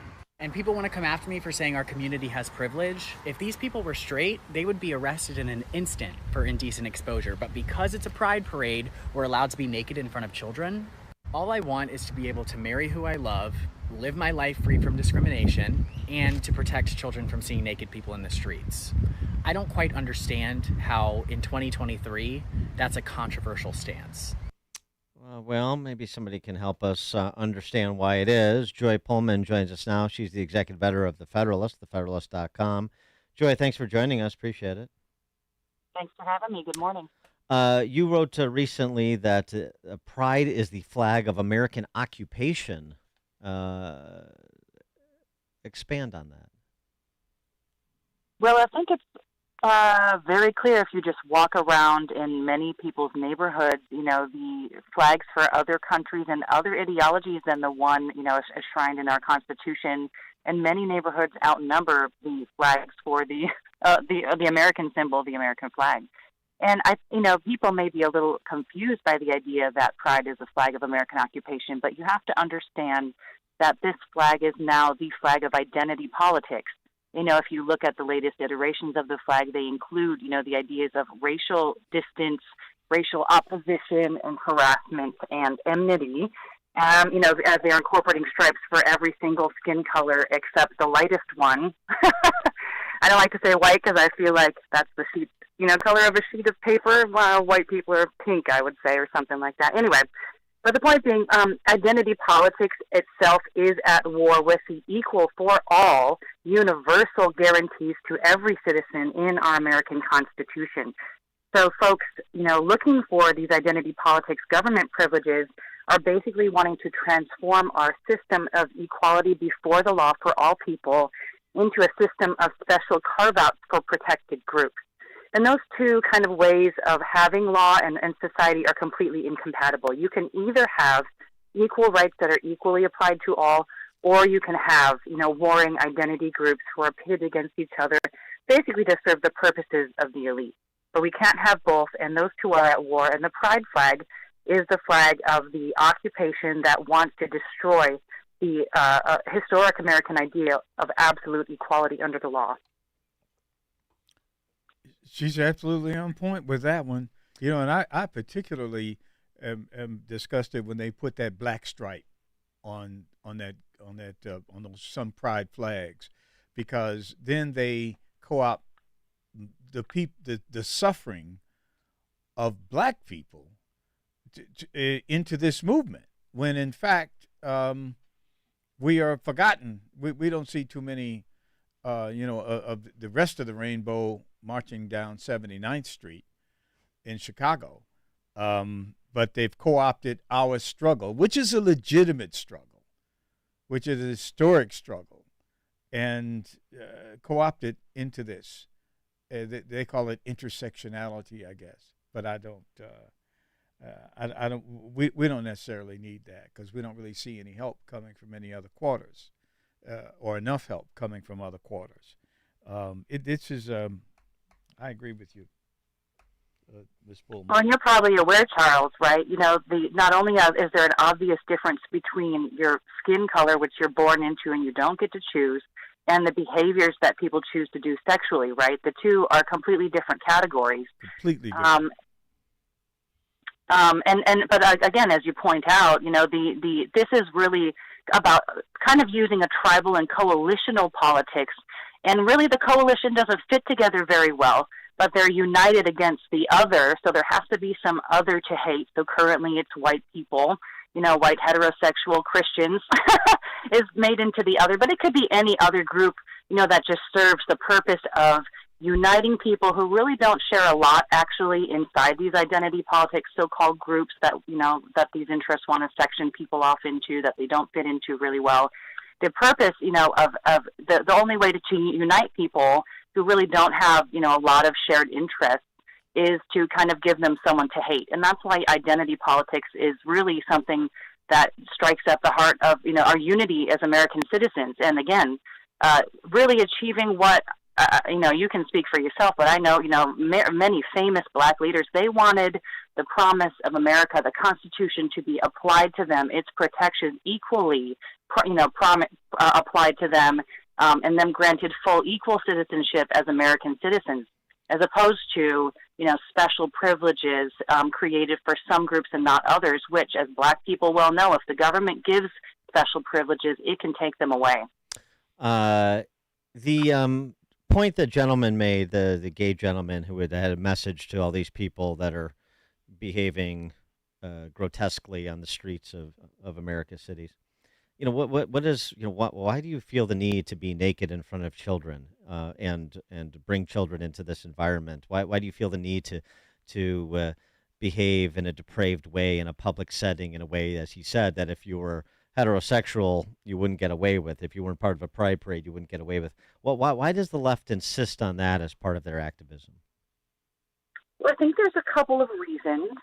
And so I can, just think of two off the top of my head. The first is that this is a little-known dirty secret that isn't talked about, but the influence of pornography on sexual identification. There is research, again, that it's not talked about, but there's a great American Greatness, very long article, I think, from 2018 or 2019 by Pascal Emmanuel Gobry that goes through the research if folks want to look that up, if they want to find it. But the fact is that when people are addicted to pornography, they look for weirder and weirder kink. And that accounts for at least part of, for example, the transsexual explosion. But, the problem with that is, if you're an addict, just like with drugs or any other substance, after a while, the stuff you're looking at doesn't give you the same highs it used to, so you need something a little weirder. So, I think that is part of the account for bringing kids into this. So that's item number one. And I think the second one is that, even though, there's a huge amount of validation available to the LGBTQ, like you say, plus IA identity in our society, huge amount, there's still some part of them that, just needs, to grasp for even more validation from other people. Basically, there's an insecurity, I think, at the core of that identity that says, nothing is ever good enough, to validate my identity. Every single person who disagrees with me must be shut up, converted, or erased, right? So I think that is the reason that applies to kids is that so kids are kind of this talisman of acceptance, right? If a kid accepts you, they're innocent, they're pure, and it's kind of like a way of using other people to, basically deal with your ego problems. But that's wrong. Adults shouldn't be using kids, to make them feel better, whether trying to get their kids, to do really well in sports to make their parents look better or any other reason. They shouldn't be doing that for their sexual identity either. I'd say. Joy Pullman, executive editor of The Federalist, thefederalist.com. Joy, thanks for joining us. Appreciate it. Thanks for having me. And she joined us on the Turnkey.pro answer line. This is the morning show more Chicago radio listeners are choosing. This is Chicago's Morning Answer on AM 560. The Answer. The 4th of July is an important holiday for all Americans. Hi, this is Joe Cordell of the domestic litigation firm Cordell & Cordell. For some husbands, however, in troubled marriages, holidays are marked more by hardship than harmony. If you're such a guy and considering divorce, know all your options, including alternatives to divorce. We advise, we advocate, and when necessary, we litigate. Schedule an appointment with one of Cordell & Cordell's Springfield area attorneys. 2815 Old Jacksonville Road, Suite 103, Springfield, Illinois, 62704. Hi, I'm Martha Stewart. Every year, more than 4 million pets enter shelters here in the United States. My friends at American Humane have been helping animals since 1877. The goal is to ensure that pets have a safe shelter, especially during natural disasters. Adopting a shelter pet allows shelters to help more animals awaiting care. Please consider adopting today and take some time to learn more about American Humane's other work at americanhumane.org. You can shed that fat, be slimmer for the summer. No more wearing cover-ups or T-shirts in the pool. NJ Diet will help you the natural way. There are no shots, no hormones, and no surgery. You'll lose a contractually guaranteed 20 to 40-plus pounds in only 40 days with NJ Diet. They use your hair, saliva, and blood work, along with bioenergetic scans to personalize natural solutions and supplements that get your body into the fat-burning zone so you can finally lose the weight. Then NJ Diet uses DNA info to help you keep it off. Best of all, it's contractually guaranteed. You're fully supervised the entire time to make sure you're burning fat, not just losing water. And you even get Dr. T's personal email and phone number. Dr. T is the founder of NJ Diet. NJ Diet has locations close by in Skokie and Oak Brook, or is available from home with live online video consultations. Call 855-5-NJ-DIET or schedule your consult today at njdiet.com. That's njdiet.com. When your home or business has an insurance claim, the next step is very important. The claim process with insurance can be tedious, hard to understand, and difficult to navigate. You need someone working for you. You need a licensed claim adjuster. Why? The insurance company will send out their inspectors that work for them. get paid by them, and represent them, not you. This is Dan Lights from Crosscom. We inspect your property, file your claim, negotiate the damages, and maximize your settlement with your insurance company. If we complete the repairs approved by your insurance company, our service is free. Crosscom Public Adjusters has turned denied claims into approved claims. We've also increased insurance claims anywhere from 23 to 1,000%. We are licensed by the Department of Insurance and work in Illinois, Northwest Indiana, and Southern Wisconsin. Crosscom Public Adjusters, 630-871-5500. Online at crosscominc.com. That's crosscominc.com. Crosscom, building trust for over 20 years. Tune in to Protecting Your Assets with Steve Shyman. Plan ahead for the dangerous situation so that they don't affect you and you can weather the storm and just sail right over it. Call Steve for your own free consultation today at 833-945-7283, 833-945-7283, and be sure to tune in to Protecting Your Assets with Steve Shyman Saturday mornings at 8 a.m. right here on AM 560, The Answer.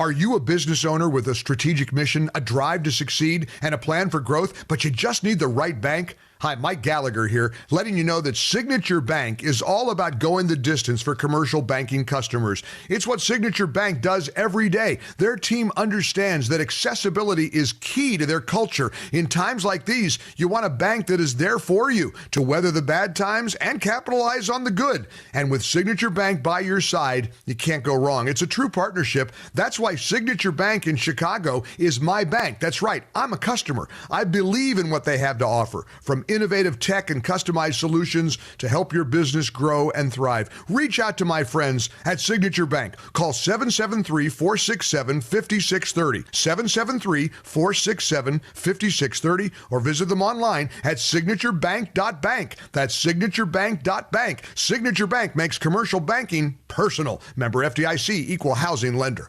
Balance of Nature, changing the world one life at a time. Before, I was taking Balance of Nature. It was everything I had in me to do a full day. Now, I have seen a big difference in my energy levels. It's awesome stuff. I just love the product. I am so glad I seen the commercial, went for it, and ordered me some. And then my husband said, have you seen that commercial of Balance of Nature? It's fruits and vegetables. And I looked at him and I'm like, yeah. And he goes, I think we ought to try it. And I says, I am. And so I says, I'll order you some. He loves it. I love it. We won't be without it. Start your journey to better health with Balance of Nature. For a limited time this summer, get $25 off your first order as a preferred customer, plus a free fruits and veggies travel set with free shipping and our money-back guarantee. Go to balanceofnature.com or call 1-800-246-8751 and get this special offer by using discount code CHICAGO. Want some wins? Wintrust Community Banks is proud to be ranked #1 in customer satisfaction with personal banking in Illinois by J.D. Power. That's one win. And we did it for the second year in a row. That's a win-win. And you can now earn even more interest with our new savings rates. That's a win-win-win. To get your savings some wins, visit wintrust.com/locknewrates today. That's wintrust.com/locknewrates. Members FDIC. For J.D. Power 2023 award information, visit jdpower.com/awards. Are you a small business owner wondering if you qualify for the Employee Retention Credit? With Careful Accounting Associates, you can receive up to $26,000 per W-2 employee in employee payroll tax refunds through this federal program. Just one call to 800-315-8175 is all it takes to find out if you qualify for quick funding with one of our accredited funding partners in as little as 72 hours. Our process has been thoroughly vetted by a team of experienced tax attorneys and CPAs, and our refund specialists will work tirelessly to get you every penny your business deserves. Plus, with our exclusive audit assistance guarantee, your business is protected. Call Careful Accounting Associates now at 800-315-8175. See if you qualify for an ERC advance payment and get the cash your business needs to succeed. That's 800-315-8175. Your small business may qualify to receive up to $26,000 per W-2 employee in employee payroll tax refunds. Call 800-315-8175 now. TV news. It's a love-hate relationship. Well, let's be honest. More hate. We agree. That's why we're different. Salem News Channel has assembled the greatest collection of conservative minds all in one place. Home to Charlie Kirk, Hugh Hewitt, Eric Metaxas, and more. There's finally a place on TV for lovers of freedom like you. Watch anytime, on any screen, free 24/7. Find what you're looking for at snc.tv. That's snc.tv. This is Sean Thompson, and I'm proud to tell you about the great work of the Tunnel to Towers Foundation, a new partner of ours here at AM 560. Born on America's darkest day of 9/11, the Tunnel to Towers Foundation has been helping America's heroes ever since. When a first responder or military service member doesn't come home and young children are left behind, Tunnel to Towers pays the mortgage on the family home to lift the financial burden and bring stability. For catastrophically injured veterans and first responders, Tunnel to Towers builds mortgage-free smart homes, giving our most severely injured heroes the ability to live more independent lives. You can help America's heroes and their families by supporting the Tunnel to Towers Foundation when you make a small donation of just $11 a month. Go to t2t.org. That's T, the number 2, T.org. T2T.org.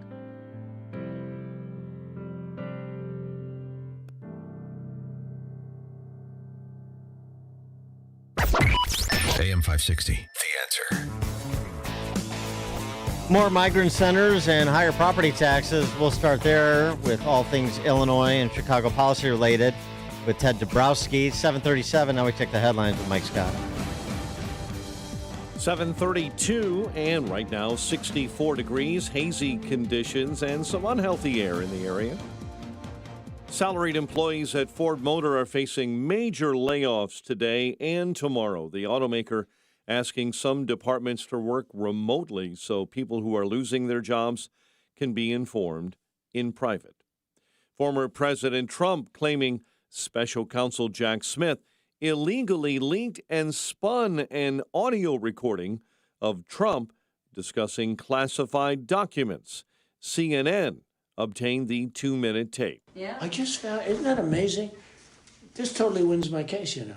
Mm-hmm. Except it is like highly confidential, secret. This is secret information. Meantime, President Trump and Florida Governor Ron DeSantis are set to appear at dueling events in New Hampshire today.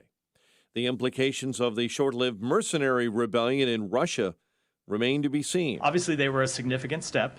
It is certainly a new thing to see President Putin's leadership directly challenged. Russian President Putin is praising members of Russia's military today after security forces took out after mercenaries led by the Wagner Group and their chief Yevgeny Prigozhin. Putin held a ceremony later today praising his troops.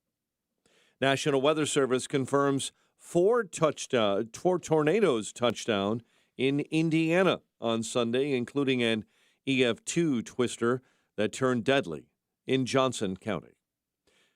The city of Chicago could soon open more migrant shelters. The Sun-Times says the city is taking steps to open as many as 5 new shelters with a combined capacity of nearly 2,500. President of the United States planning to visit Chicago on Wednesday. Governor J.B. Pritzker didn't give many details, but says he's ready to raise funds for a Biden re-election campaign. A ton of support. I mean, he is well-liked in Illinois and in Chicago, and there are lots of folks who are stepping forward to help his re-election campaign. However, polling shows Biden, while well-liked here in the Chicago area, is not well-liked in the rest of the state. White Sox lost to the Angels 2-1 in the bottom of the ninth on a wild pitch from Aaron Bummer. Cubs back at Wrigley tonight hosting the Phillies, and the LSU Tigers are the 2023 Men's College World Series champions. The news service of MyPillow. Big news, brand new MyPillow 2.0. Buy one, get one free. Visit MyPillow.com. Promo code LIBERTY. A check of traffic and weather on the way next on AM 560. Charlie Kirk sees the facade. This is going to give federal investigators and prosecutors an excuse to close the investigations on Hunter Biden. Oh, he pled guilty. We got it done. We're bipartisan. We go after both parties. This is a veneer of equal justice. It's air cover to go after Donald Trump. The Charlie Kirk Show. Afternoons at 1, right before Sebastian Gorka at 3 on AM 560. The Answer. It's Reveille. Illinois' lieutenant governor is out with an opinion piece in the Sun-Times this week. She's ranting about none other than abortion rights. There's so much misinformation in her writing that it's hard to know where to start. Stratton states that because of the Dobbs decision, her 4 daughters now have fewer rights than what she once had. Except that's not true, especially in Illinois. Under the Pritzker-Stratton administration, Illinois has adopted the most permissive abortion laws in the country. As a result, Planned Parenthood Illinois reported that abortion was up 54% in 1 year. As for Stratton's own daughters, Illinois refuses to track abortions by race, probably because it would say a lot about the killing of Black unborn babies. But statistics nationwide show that the Black abortion rate is double that of any other race. In her opinion piece, Stratton says she would not be able to serve in her role as the first Black female lieutenant governor if it weren't for those who came before her who fought to uplift marginalized communities. If that's her concern, then she would have been better off writing about the public high school in the district she used to represent, where only 1% of the students is at grade level in math, and 98% of the students are Black. The real marginalized communities facing systemic racism are the kids forced into failing schools based off of their zip code. Nothing will change in the state until people wake up to what their politicians have been doing and the lies they've been telling. Change begins by being informed. I'm Jeannie Ives. Beginning Sunday, July 16th, I will be on this station, AM 560, from 7 to 9 p.m., discussing these issues and much more. I invite you to join me in the discussion by listening to the program, calling into the show, and sharing the podcast. Also, please sign up for my newsletter at breakthrough-ideas.com.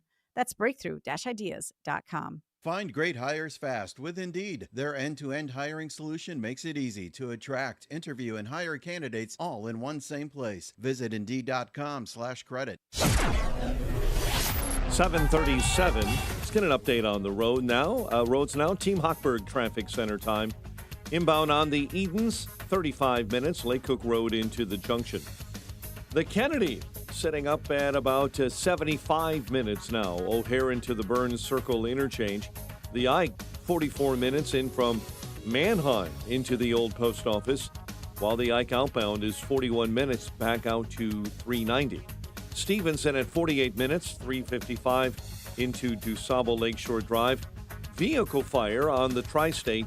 We've got 2 right lanes blocked southbound between Buckley Road and the Lake Forest Oasis. Chicago's Morning Answer with Dan and Amy continues next. AM 560 Weather Center forecast. Hazy sunshine today, high 75, clear and 60 overnight, and 84 and sun and clouds tomorrow. 64 at O'Hare. Next news at 8. Chicago's Morning Answer continues next on AM 560 The Answer.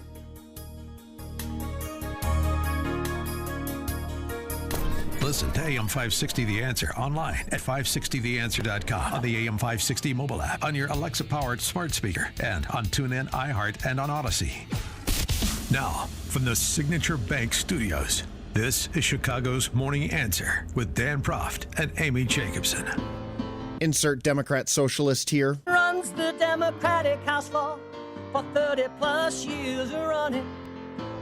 He's promising this and he's stealing that. Where can you get that kind of money? He's using your house like his own piggy bank. You ought to know by now. You can pay off your house here in Illinois, but you can never keep up with the taxes. Oh, how it's always been the plan to have a taxpayer pay, no doubt. Not a matter of if anymore, but when. You're moving out. I said, when you're Top of the morning, Dan and Amy. But in for Amy this morning is Charles Thomas, former ABC7 political reporter. Charles. That's me. Right here, man. More migrant centers coming. Yeah, man. You know, that's dealing with this homeless issue, finally. 5 new migrant shelters with a combined capacity of nearly 2,500, including a former Marine Corps Reserve Center and the former Broadway Armory in Edgewater, are activated to accommodate those coming to our sanctuary city. And has the rate slowed, or is it about the same, or has it picked up?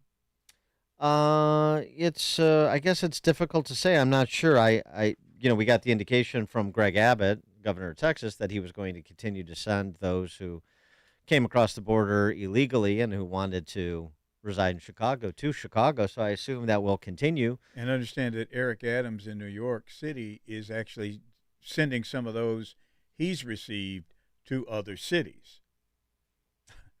So sure, yeah, right. Initially we had back in the days of Mayor Triple Threat. Remember when she worked to send them out to Elk Grove Village? Mm-hmm. You want all the communities, all of our sanctuary communities in the sanctuary county of Cook, in the sanctuary state of Illinois. You want them all to share in this glorious exercise. That's only fair, though.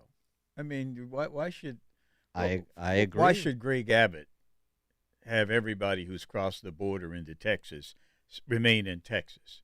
This entire great country of ours should reach out and help. We should all lock arms and but of course have a Coke and a smile. We are the world. I mean, all of those things. There's no question. And so that's what BLM Brandon and company are doing, including, of course, his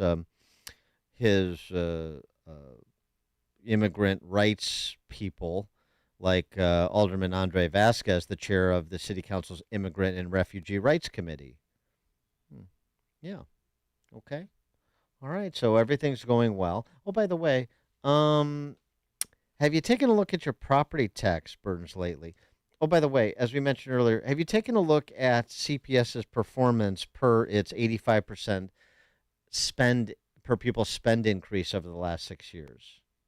Oh, by the way, have you taken a look at the please clap, please stay? Did you see that Crane's piece? Yeah. Real estate guy. Please stay. Now's not the time to leave. Now's the time to dig in. Dig in and do what? Just stay. Please clap. Please stay.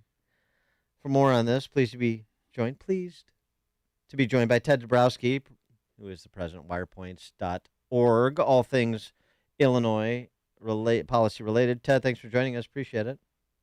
Good morning, Dan, and good morning, Charles. Good to hear your voice. Hey, man, it's good to hear yours. Please stay. Not talking about the migrants. They're coming and they're going to stay. But the longtime Chicago residents who have an eye toward the exits. Ted, please stay. Yeah, well, we always complain that maybe the Illinois are brain dead and that they're not reacting to what's happening, right? And that's our big complaint, certainly in how they vote.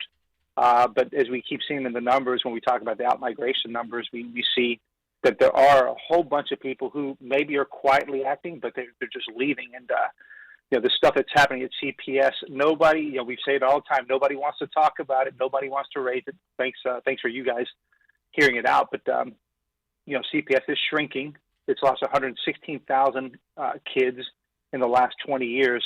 And, I had never done this first graphic that we talked about today where the spending is up 85%. It's jumped from almost $15,000, a little over almost $16,000.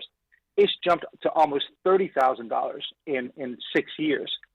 And yet, nobody can read there anymore. And nobody could read at grade level 5 years ago. Now it's even fewer. And it's the most sad, pathetic betrayal of Chicagoans who are paying lots of money. But it's not just Chicagoans, by the way. Illinois are dumping a lot of money into CPS, as is the federal government. And so it is a sad. I urge people to look at the piece we just put up this morning. It's a sad statement and a continuation of a debacle that continues. And there's a fixed rate tax increase. It's fixed. We're going to get a tax increase from CPS as that part of the tax bill every year. Well, it's not fixed, Charles. It's actually they have the option not to raise it, so they can raise it by as much as inflation, up to 5%. But they do. That's what they're going to do, and they're going to do it correct. They don't have to, but they're going to. And this has got the outrage of a lot of people. In Pilsen, for example, you've seen some of the property tax bills go up 50%, and people are livid. And now they're hearing this, and so and it's of course not just in Pilsen; it's all over the place. And there's no stopping, and there's nothing to temper the arrogance of the administrators at CPS. There's nothing to temper the arrogance of the teachers union. They're just going to keep charging more and more for what is an absolute failed product. I mean, the more I look at this, the more I say, how can we justify even paying a penny to the unions and to the administrators? Well, the interesting thing in Chicago, as you mentioned before, is you have commercial that subsidizes residential. So it's actually not as bad in the city proper as it is in a lot of the suburban areas, the collar counties. But it's getting there. Chicago's effective property tax rate as a percentage of home value is 1.57%. The national average is right around 1. So 1.57%. Where does that put us in terms of the big cities? And then let's fold in the commercial property tax rates too, so we understand exactly what we're paying for in terms of what we're getting. Yeah, so as you have to remember, it's always been. And Daley was really smart. He knew that people hated property taxes, so he was an expert at putting in all kinds of fines and fees and all those kind of things where you get nickel and dime, but you can't ever point at the property tax. So it used to be really low, but then Rahm Emanuel hiked it several times. He did a record property tax hike. Then Lori Lightfoot continued it, and then she actually made it so that the property taxes would rise with inflation, like Charles said, kind of automatically. So now, compared to the big cities in the country, Chicago is now 13th highest. So it's catching up with the rest of Illinois. But by the way, just hold on that for a second too. I look at the communities above Chicago, higher property tax rates than Chicago. I see Detroit, I see Newark, I see Aurora, I see Milwaukee, I see Baltimore. I don't see a lot of towns, big cities that are killing it on that list with higher property taxes than Chicago. So maybe that tells us something. Yeah, well, it's not a good club to be in, right? It's not a good club. It also means you're not growing. I think a lot of the major cities, with Houston being the exception on that list, which seems to have a high rate, higher than Chicago's. It's where you've got problems and you're starting to rely on property taxes because it gets harder to do other taxation. And what's making it worse is that when you look at commercial properties, when you look at the 100,000 properties, the 1 million properties, the 25 million properties, Chicago's second highest. And so we've already got a problem in that we're already leaning on our corporate, even with Madigan reducing the taxes for big corporations the way he did. We're still the second highest. And so you add that problem, and then you throw in the doom loop where we know that commercial values are going down. There's going to be more and more of a push to shove all that property tax burden onto residential. So there's no way to see. We're spiraling. So I mean, just again to put for some context here, Chicago's commercial property tax rate 3.78%. The only major city with a higher commercial property tax rate than Chicago is Detroit. So again, not the kind of company that you want to keep if the idea of growth and vibrancy is in your mind. And we're doing this at the same time. At the same time, we've got a 25% vacancy rate in downtown office space, and we've got a plan called LaSalle Reimagined to repurpose 5 million square feet of vacant commercial space on LaSalle Street into subsidized housing. Yeah, it's crazy, is what I'd say. It's crazy, ludicrous, and the scale that we're talking about. To replace all this commercial, and especially if we put immigrants in there and stuff like that, they're not going to pay taxes. The taxes are going to be really low. So I think most of these things are just failed strategies, but they sound good, right? They sound they sound good to the. They sound good to anybody who wants to create a ghetto on LaSalle Street. I mean, to put it bluntly. Yeah, so it continues the spiral that we talked about, and so then make the schools worse, and then it just keeps going, and this is what worries me, and I think Charles said it right. I think there's a lot of people who are starting to smell this. They're starting to smell the problem. Even some of the people who are on the left. The question is do we finally figure this out before we're in shambles? And you can just. I was just down in the city the other day, and I've been several times now, and I've seen a pretty good vibe. It feels pretty good if you're in the right spot. So the city is still a great place if you can avoid getting mugged, or you're not one of the guys paying these massive taxes. But the trend is not the right trend, and if once you start cutting into muscle, as they say, then you're in deep trouble. And can we fix this before we lose what we have? Yeah, the city. We haven't lost it already. Yeah, the city is a great place if you're sitting on the deck outside Erie Street Cafe. Otherwise, it's kind of a problem if you own property, private or residential or commercial, or if you're walking around past 8 p.m. But otherwise, it's pretty good. Yeah, otherwise. Mayor Johnson is saying he wants to raise nearly $1 billion to deal with the disinvestment in certain neighborhoods, particularly the south and west sides. The governor is jawboned against this financial transactions tax, and so where is he going to get this money? Where do you think he's going to go to get this money? And he's vowed not to do the city property tax, the city's end of the property tax. Of course, they're going to get their school money for CTU, but where can he possibly go at this point? Well, you're getting at a really good point, and he's boxed in, or at least he seems to be boxed in. So the Civic Fed did a pretty good job the other day of looking at all the different taxes. So yeah, he spoke about $800 million. He's talked about these different taxes: the city income tax, maybe a commuter tax, a financial transaction tax, a graduated real estate transfer tax.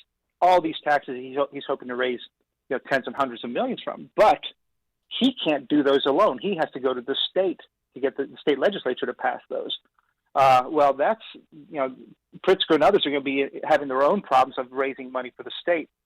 So he may not get those, which leaves Johnson with the only alternative, which is the same one that Emanuel and Lightfoot used, which was property taxes. So, he's going to have to go against his own promise of not raising property taxes because that's his only alternative. He's never going to reform things, so it'll be property taxes, and he'll find some good excuse as to why he has to do it. Ted Dabrowski, president of wirepoints.org, all things Illinois policy related. Ted, thanks as always. Hey, Dan, can I add one quick thing? Oh, yeah, sure. Sorry. You were talking about the Albany, Georgia school. When I left Chicago when I was a kid, I went and lived in Albany, Georgia for my high school, elementary and high school years. So I know Albany well, and it's good to hear something positive coming out of Albany because that's a tough place. It's struggled a lot. Well, we're talking about he's referencing our discussion earlier in the show, the Life Preparatory School for Boys that was started by this gentleman named King Randall down in Albany, which is pretty impressive, and that young man is pretty impressive who started the school. So it is amazing when you encourage dynamism in a state and in a community. We should maybe think about that here. Yeah, well, I'm going to check it out. So. All right, very good, Ted. Thanks for joining us. Appreciate it. Thank you. And he joined us on the Turnkey.pro answer line. Listen to Dan and Amy on your smartphone. Download the AM560 mobile app today at 560theanswer.com/mobile. Balance of Nature, changing the world one life at a time. Before I was taking Balance of Nature, it was everything I had in me to do a full day. Now I have seen a big difference in my energy levels. It's awesome stuff. I just love the product. I am so glad I seen the commercial, went for it, and ordered me some. And then my husband said, "Have you seen that commercial of Balance of Nature? It's fruits and vegetables." And I looked at him and I'm like, "Yeah." And he goes, "I think we ought to try it." And I says, "I am." And so I says, "I'll order you some." He loves it. I love it. We won't be without it. Start your journey to better health with Balance of Nature. For a limited time this summer, get $25 off your first order as a preferred customer, plus a free fruits and veggies travel set with free shipping and our money-back guarantee. Go to balanceofnature.com or call 1-800-246-8751 and get this special offer by using discount code CHICAGO. You can't live forever, but your legacy can. For over 185 years, Families have trusted Catholic Cemeteries of Chicago, with 47 locations throughout Cook and Lake counties, to set their legacies in stone. A prepaid cemetery plan locks in today's prices and safeguards against rising inflation.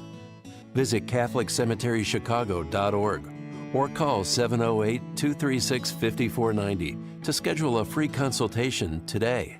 America First with Sebastian Gorka, today at 3, right before Sean Thompson at 4 on AM 560. The Answer. When your home or business has an insurance claim, the next step is very important. The claim process with insurance can be tedious, hard to understand, and difficult to navigate. You need someone working for you. You need a licensed claim adjuster. Why? The insurance company will send out their inspectors that work for them, get paid by them, and represent them. Not you. This is Dan Lights from Crosscom. We inspect your property, file your claim, negotiate the damages, and maximize your settlement with your insurance company. If we complete the repairs approved by your insurance company, our service is free. Crosscom Public Adjusters has turned denied claims into approved claims. We've also increased insurance claims anywhere from 23 to 1,000%. We are licensed by the Department of Insurance and work in Illinois, Northwest Indiana, and Southern Wisconsin. Crosscom Public Adjusters, 630-871-5500. Online at CrosscomInc.com. That's CrosscomInc.com. Crosscom, building trust for over 20 years. If you have unfiled taxes or are in debt to the IRS, this is important news. The IRS just rolled out a new program to help struggling taxpayers more easily resolve their tax problems. It's called the Taxpayer Relief Initiative, and it opens up powerful new options for people looking to get back on the right track with the IRS. And no one knows this program like the professionals at Optima Tax Relief, America's most trusted tax resolution company. They've resolved over $1 billion in tax debt for their clients and have the expertise and experience to help you. One easy call to Optima can start the process, helping to put an end to your worries of wage garnishment, asset seizure.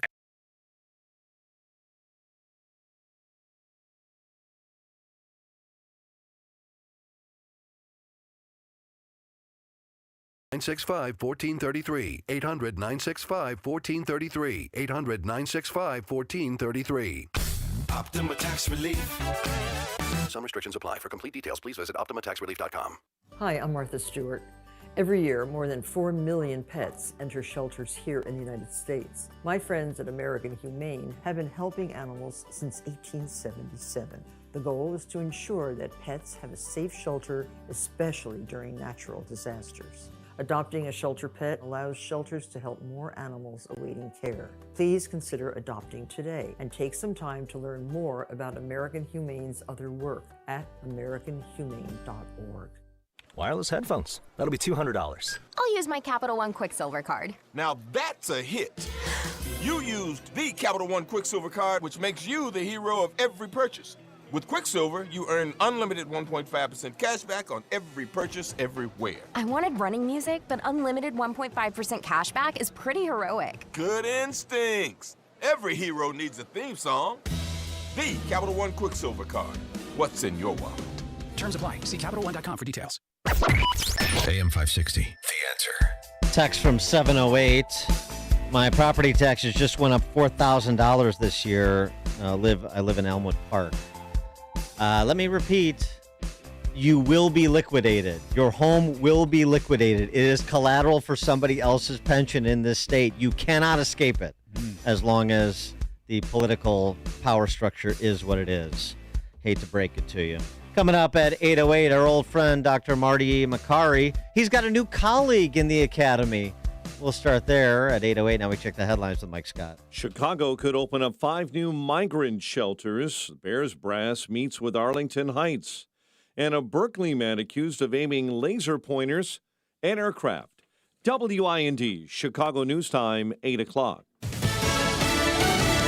It's evidence in the classified document case against former President Trump.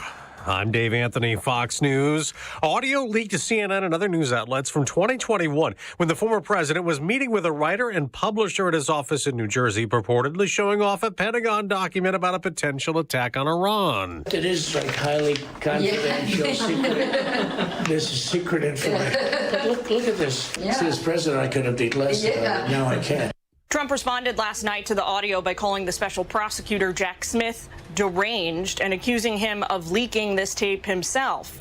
Trump has already pleaded not guilty to 37 counts related to mishandling the nation's top secrets that he kept stashed at Mar-a-Lago. Now, this instance, this audio is one of two in which prosecutors allege the former president mishandled the nation's secrets and compromised national security. Well, that's Fox's Jillian Turner. A Trump aide will be arraigned today related to that case. Walt Nauta is charged with conspiracy, helping the former president hide documents. Now, there's also Trump investigations over his conduct around the 2021 Capitol riot involving his supporters. There is a new report out about January 6th. The chairman of a Senate panel on Homeland Security, Democrat Gary Peters of Michigan, says the FBI and DHS downplayed or ignored a significant amount of intelligence information leading up to the storming of the U.S. Capitol. Fox's Ryan Schmelz. President Biden's again denied ever speaking to Hunter about his son's business dealings. As Republicans keep investigating them, GOP Senator John Kennedy just told Fox, If the President Biden is so confident that he and his son did nothing wrong, then they should release all the documents. One FBI document contains an allegation then Vice President Biden might have been involved in bribery. The president's called that malarkey. Russian leader Vladimir Putin says his military and law enforcement stopped a civil war as he drops all the charges against the Wagner Group mercenaries who rebelled in a weekend uprising. America's listening. 64 degrees, hazy conditions this morning. 8:02 is our time on AM 560. The Answer. Good morning. I'm Mike Scott. Chicago could be opening new illegal migrant shelters. Sun-Times saying the city is taking steps to open 5 new shelters with a combined capacity of nearly 2,500. Prosecutors are dropping charges against a woman and her 14-year-old son. It's part of a deadly shooting at a Chicago hot dog stand last week. Cook County State's Attorney's Office says it is dismissing murder charges against Carlicia Hood and her son after new evidence emerged. The Bears met with Arlington Heights officials again on Monday about a possible move. The meeting involved new Bears president and CEO Kevin Warren. We do need a new home for the Chicago Bears, and what we have to do is figure out if Arlington Heights is legitimately a viable option. The meeting was organized by Touchdown Arlington, a coalition of Arlington Heights business owners like Ernie Rose. There will be something built at that to remain vacant land. That's not going to happen. So we have to be realistic, and this is the best possible use. The Bears have begun demolition on Arlington Park, but are listening to other offers. White Sox lost to the Angels on a wild pitch in the bottom of the ninth, 2-1. Cubs back at Wrigley hosting the Phillies. And the news is a service of the AM 560 Advantage. Join today, 560theanswer.com/join. 8:03. Time for the AM 560 Business Beat, a service of Signature Bank. Visit signaturebank.bank for all your commercial banking needs. Now the latest from the Fox Business Network. I'm Elizabeth McDonald, and this is the Fox Business Report. Mixed news from drugstore chain Walgreens Boots Alliance. Earnings were disappointing, though sales top predictions. Walgreens is also lowering its forecast for the year. Bitcoin's price continues to top $30,000. Reuters says the original crypto coin has seen a 20% rally over the past 11 days because investment firm BlackRock expressed interest in a Bitcoin exchange-traded fund in the U.S. The International Monetary Fund is blaming corporate profits for rising prices in Europe. The IMF accuses companies there of taking advantage of higher energy costs. Electric truck startup Lordstown Motors has filed for bankruptcy reorganization and it's seeking a buyer. It's suing its partner Foxconn, accusing it of backing out of its contract. That's your Fox Business Report. I'm Ginny Cosola, invested in you. 8:04, a check of traffic and weather on the way next on AM 560. Brandon Tatum has lost trust. I do not have confidence that this particular indictment, none of them, to be honest, are done in good faith.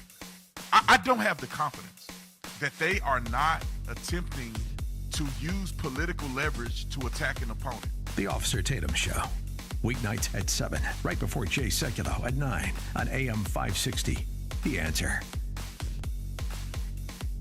Wesley is a truck driver. I drive a truck, and I love what I do. A truck driver with IRS troubles. They told me I owed them $43,000. It got really bad. Quite a few letters in the mail. They were talking about wage garnishment, coming after my house, my car. Yeah, they don't play around. I seriously thought that I was going to lose everything. One sleepless night, Wesley finally made a call to Optima Tax Relief at 2 a.m. Kind of figured I'd get a machine, but I didn't. I actually got to talk to an actual person in the middle of the night. He found just what he was looking for. Oh, they were great people. You need a team of people that know what they're doing. Optima Tax, they know what they're doing. Optima Tax Relief came through with flying colors. I saved an incredible amount of money. Happy don't even come close. I was absolutely overjoyed. Take Wesley's advice. If you're in any kind of trouble with the IRS, call Optima Tax Relief. Don't trust anybody else. Call Optima for a free consultation. Call 800-965-1433. 800-965-1433. 800-965-1433. Optima Tax Relief. Some restrictions apply. For complete details, please visit OptimaTaxRelief.com. Hi, I'm Martha Stewart. Every year, more than 4 million pets enter shelters here in the United States. My friends at American Humane have been helping animals since 1877. The goal is to ensure that pets have a safe shelter, especially during natural disasters. Adopting a shelter pet allows shelters to help more animals awaiting care. Please consider adopting today and take some time to learn more about American Humane's other work at americanhumane.org. The 4th of July is an important holiday for all Americans. Hi, this is Joe Cordell of the domestic litigation firm Cordell & Cordell. For some husbands, however, in troubled marriages, holidays are marked more by hardship than harmony. If you're such a guy and considering divorce, know all your options, including alternatives to divorce. We advise, we advocate, and when necessary, we litigate. Schedule an appointment with one of Cordell & Cordell's Springfield area attorneys. 2815 Old Jacksonville Road, Suite 103, Springfield, Illinois, 62704. 8:07. Team Hochberg Traffic Center time, starting on the inbound Kennedy, where it is 90 minutes from O'Hare to the Burns Circle interchange.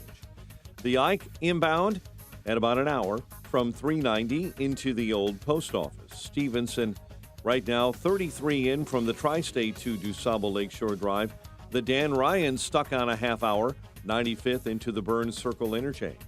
Tri-State, due to an earlier vehicle fire, you've got delays southbound between Belvedere Road and the Lake Forest Oasis.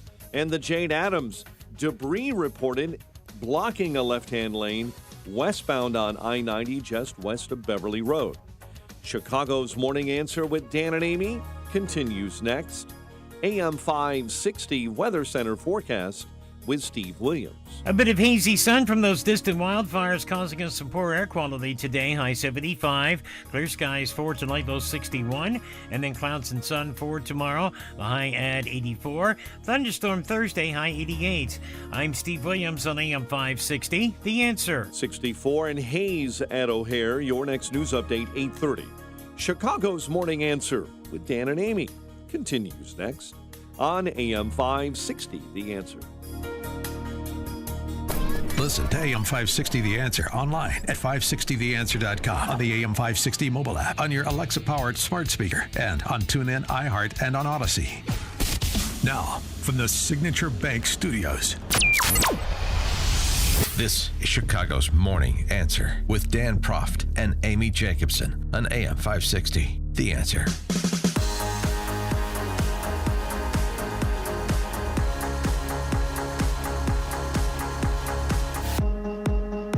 Top of the morning, Dan and Amy. In for Amy this morning is former ABC7 political reporter Charles Thomas. And top of the morning to you. Yes. And, well, this is an interesting development. Our next guest is going to be excited about this.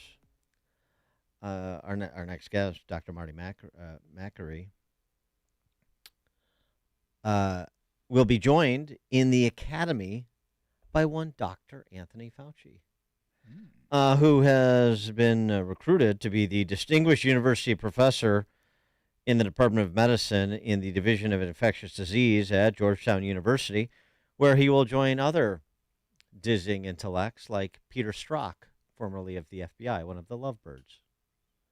I believe Georgetown is also reserving a spot for that dude who's second in charge at HHS, Rachel Levine, when he's done walking around in his third world dictator You uniform. misgendered him. Oh, did I? Pardon. Did I say misgendered I pardon him? Pardon. Oh, man. Now It's hard, man. you've misgendered my misgendering. It's just complicated. The incoming CDC director, Dr. Mandy Cohen, the Dr. Ezike of North Carolina during her time Secretary of the Health and Human Services Resources Department, North Carolina. Remember, we played this for you a couple weeks back when it was on Earth, when she was nominated to replace the outgoing director, Dr. Walensky. It was really indicative of the zeitgeist over the last 3 years of the experts getting together and sharing a brain. So I would call, probably the person I called most was the Secretary of Health and Human Services in Massachusetts. She worked for a Republican governor just to, but you know, when she was like, "Are you going to let them have professional football?" And I was like, "Nope." And she's like, "Okay, neither are we." You know, it was like conversations like that. So, or I'd be like, "So when are you going to think about lightening up a mess?" They're like, "Next Monday." I'm like, "Okay, next Monday." Following the science and data. Men and women of science and data leading us through those difficult times. That's what we were told. For more on this, Dr. Marty Makary, professor, Johns Hopkins School of Medicine and Bloomberg School of Public Health, chief medical advisor to Sesame Care, and author of the award-winning The Price We Pay, What Broke American Healthcare and How to Fix It. Dr. Makary, thanks for joining us. Appreciate it. Good to be with you guys. Sorry, I know you couldn't get into Georgetown, and now Tony Fauci's there. You've got a new colleague in the academy. How do you feel about that? Well, we've got two new colleagues. Lori Lightfoot is going to be a Harvard fellow at Harvard. Yeah. She's going to join Bill de Blasio of course. at Harvard. So these are dizzying intellects. Yeah. Yeah, there's a lot of learning to take place there for those students. They're very blessed to have such great people. Anthony Fauci, it's interesting that he's going to be at Georgetown because he still shows up at the NIH and parks his car at the NIAID director spot. And all indications have been that he's been on the payroll and still working there. So maybe he's figured out the right timing to leave on his own schedule. Well, those academic jobs, you could probably have the NIAID thing as a side hustle, maybe. Well, he did such a great job in the government for almost 50 years. Yeah, hate to lose him. Yeah, I'm devastated, but I'll recover quickly. The Andy Cohen clip you just played, in all seriousness, is really disturbing. I mean, you see the way that public health officials were talking so lightheartedly about, oh, yeah, I'm not going to give them sports. I'm not going to give the kids school. I'm not going to, you know what? Show me one professional athlete in the entire world who's died of COVID. It's never happened. It's never happened. Why? Because COVID spared the young and healthy. And yet we saw these sort of careless policies result in a surge in suicide rates we learned about last week, addictions of all kinds, including one of the worst addictions to phones among kids because of the profound loneliness, and mental health problems, lifelong learning loss. So it's so sad to hear a public health official just talk with so much cavalier about how, yeah, I didn't give them sports, when we know that these kids were really harmed during the pandemic from policies where parents deserve an apology and the kids deserve an apology. Something else you wrote about that's disturbing, and this also, too, in all seriousness, while they were very cavalier about when they get school, when they get sports, they're also very cavalier about saying things that they couldn't prove, like the vaccines were safe for pregnant women, which you wrote about recently. Well, there was a exclusion of all pregnant women from the vaccine trials. You were not allowed to be in a vaccine COVID trial during the original trials if you were pregnant. So then there was the big question, well, is it also important for pregnant women to get the vaccine. So Pfizer decided to do a study to answer the question once and for all, a COVID vaccine trial in pregnant women. But after about 350 women enrolled in the study, they shut down the trial. They never released the results to this day, 2 years later. And instead, the public health community just said emphatically they have to get the vaccine. Now, the other vaccines, they tell women, hold off until the pregnancy is over, or try to get the vaccines before pregnancy. There's a big precedent of vaccines where the CDC tells people to wait before or after. Now, is the vaccine safe in pregnancy? I think it is. I think we've seen now from observational data. But why they don't need a booster dose if they're young and healthy? There's never been data to support that. They don't need their fourth doses. Right now, you have doctors in America where if you're a 12-year-old kid and you come into the office, the first thing they do is they say, oh, you've only received 3 mRNA vaccines. You need the fourth one. Well, how about just taking care of the child or listening to them? When you're pregnant, the same thing. You come in for a prenatal visit, the first thing they might say is, oh, you've only gotten 3 COVID vaccines. I'm going to give you your fourth. They're doing that today, ignoring natural immunity. So the question is, are we going to follow dogma or are we going to follow science? Because when you look at the science, it's really flimsy for a lot of these current recommendations. Well, I mean, you wrote in your piece over at Tablet, a good piece people should check out. I'll tweet it out. Sort of a statement that described what the approach was for the last 3 years in so many instances. I'm quoting, in the absence of good data, organized medicine chose the path of stern paternalism. Well, stern paternalism is not synonymous with science and data, is it?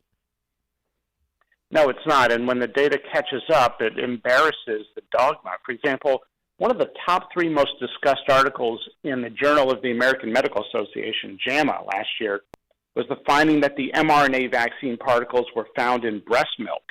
The vaccine particles, not the antibodies alone.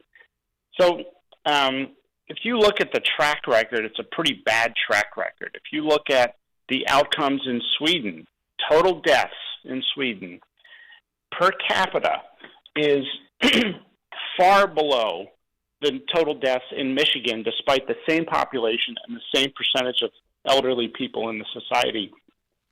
So some humility would go a long way right now, but we're not seeing it. No, humility is not the stock and trade of the Ava Perón of East Lansing either, Gretchen Whitmer. You mentioned name a pro athlete who has died from COVID in the world, and you can't name one. But we can name another pro athlete that died from a heart attack after he said the COVID vaccine brought on a heart condition. This was a Dominican professional basketball player named Oscar Cabrera Adames. He died this week after a heart attack while undergoing a stress test at 28 years old. And I don't know the particulars of his case, so I'm not endorsing the conclusion. I'm just describing what his conclusion was about the vaccine's impact and then what happened to him, unfortunately. But what more do we know, if anything, about the incidence of myocarditis in young healthy men in particular, and these hashtag died suddenly stories that we continue to hear? Well, what we know about myocarditis, which by the way is a complication you'll never hear public health officials talk about except to downplay it. It happens at an incidence of about 1 in 6,000 young males. Now, if this is a deadly vaccine, a deadly virus for them, maybe that's worth the risk, but it's not for young, healthy males. And so we've seen people show up in the hospital with myocarditis. We've seen people with subclinical myocarditis, that is, it doesn't even cause any symptoms. And there's a study out of Switzerland that found that 2% of people after the COVID vaccine had some heart inflammation, some damage to the heart, albeit very minimal, that resulted in a blood test called a troponin level being elevated. And so that's a very minimal sort of harm to the heart, so minimal it does not cause any symptoms like pain, but something is happening. And there's been absolutely no interest by the CDC or public health officials to study this properly. I would love to know if J.J. Watt is not playing football today because of the vaccine. But we'll never know that, because unless someone systematically studies this, then we're never going to really know whether or not it's resulting in long-term complications like atrial fibrillation. And they don't want to look at it. Just look at the VAERS database of vaccine complications. Absolutely no interest by the CDC to dig deeper, to look into those deaths, to figure out what happened, to issue a report. There's been absolutely no interest. It's almost like they're very overt. Hey, don't talk about this stuff because it might cause someone to not want to get a vaccine. Speaking of that, where are you when it comes to making recommendations for whatever booster we're allegedly on now? I've lost count, but is it the same sort of profile? Older people, comorbidities, heavier. What just could give us, generally speaking, your sort of recommendations? Well, if there's one, there may be a person out there in Illinois who's not had COVID, and if they are older and high risk, I would say, get the vaccine. But here's the thing: we're on dose number 7 for seniors and dose number 4 for people as young as 12 years old. It doesn't make sense to give someone a vaccine to immunize them when they're already immune from natural immunity. And we can't keep up with these new variant strains with our new vaccines. So we're vaccinating against the strain that has yet to appear and for which there's no data. I'd like to make it very simple. Let's see a randomized controlled trial that a vaccine works, and then let's recommend it. And you don't need a vaccine if you already have high levels of circulating antibodies. So the public health officials are holding to this line that a 5-year-old girl in America will need 77 mRNA vaccine doses in her average lifespan. I would like to see the data before we make such a sweeping recommendation.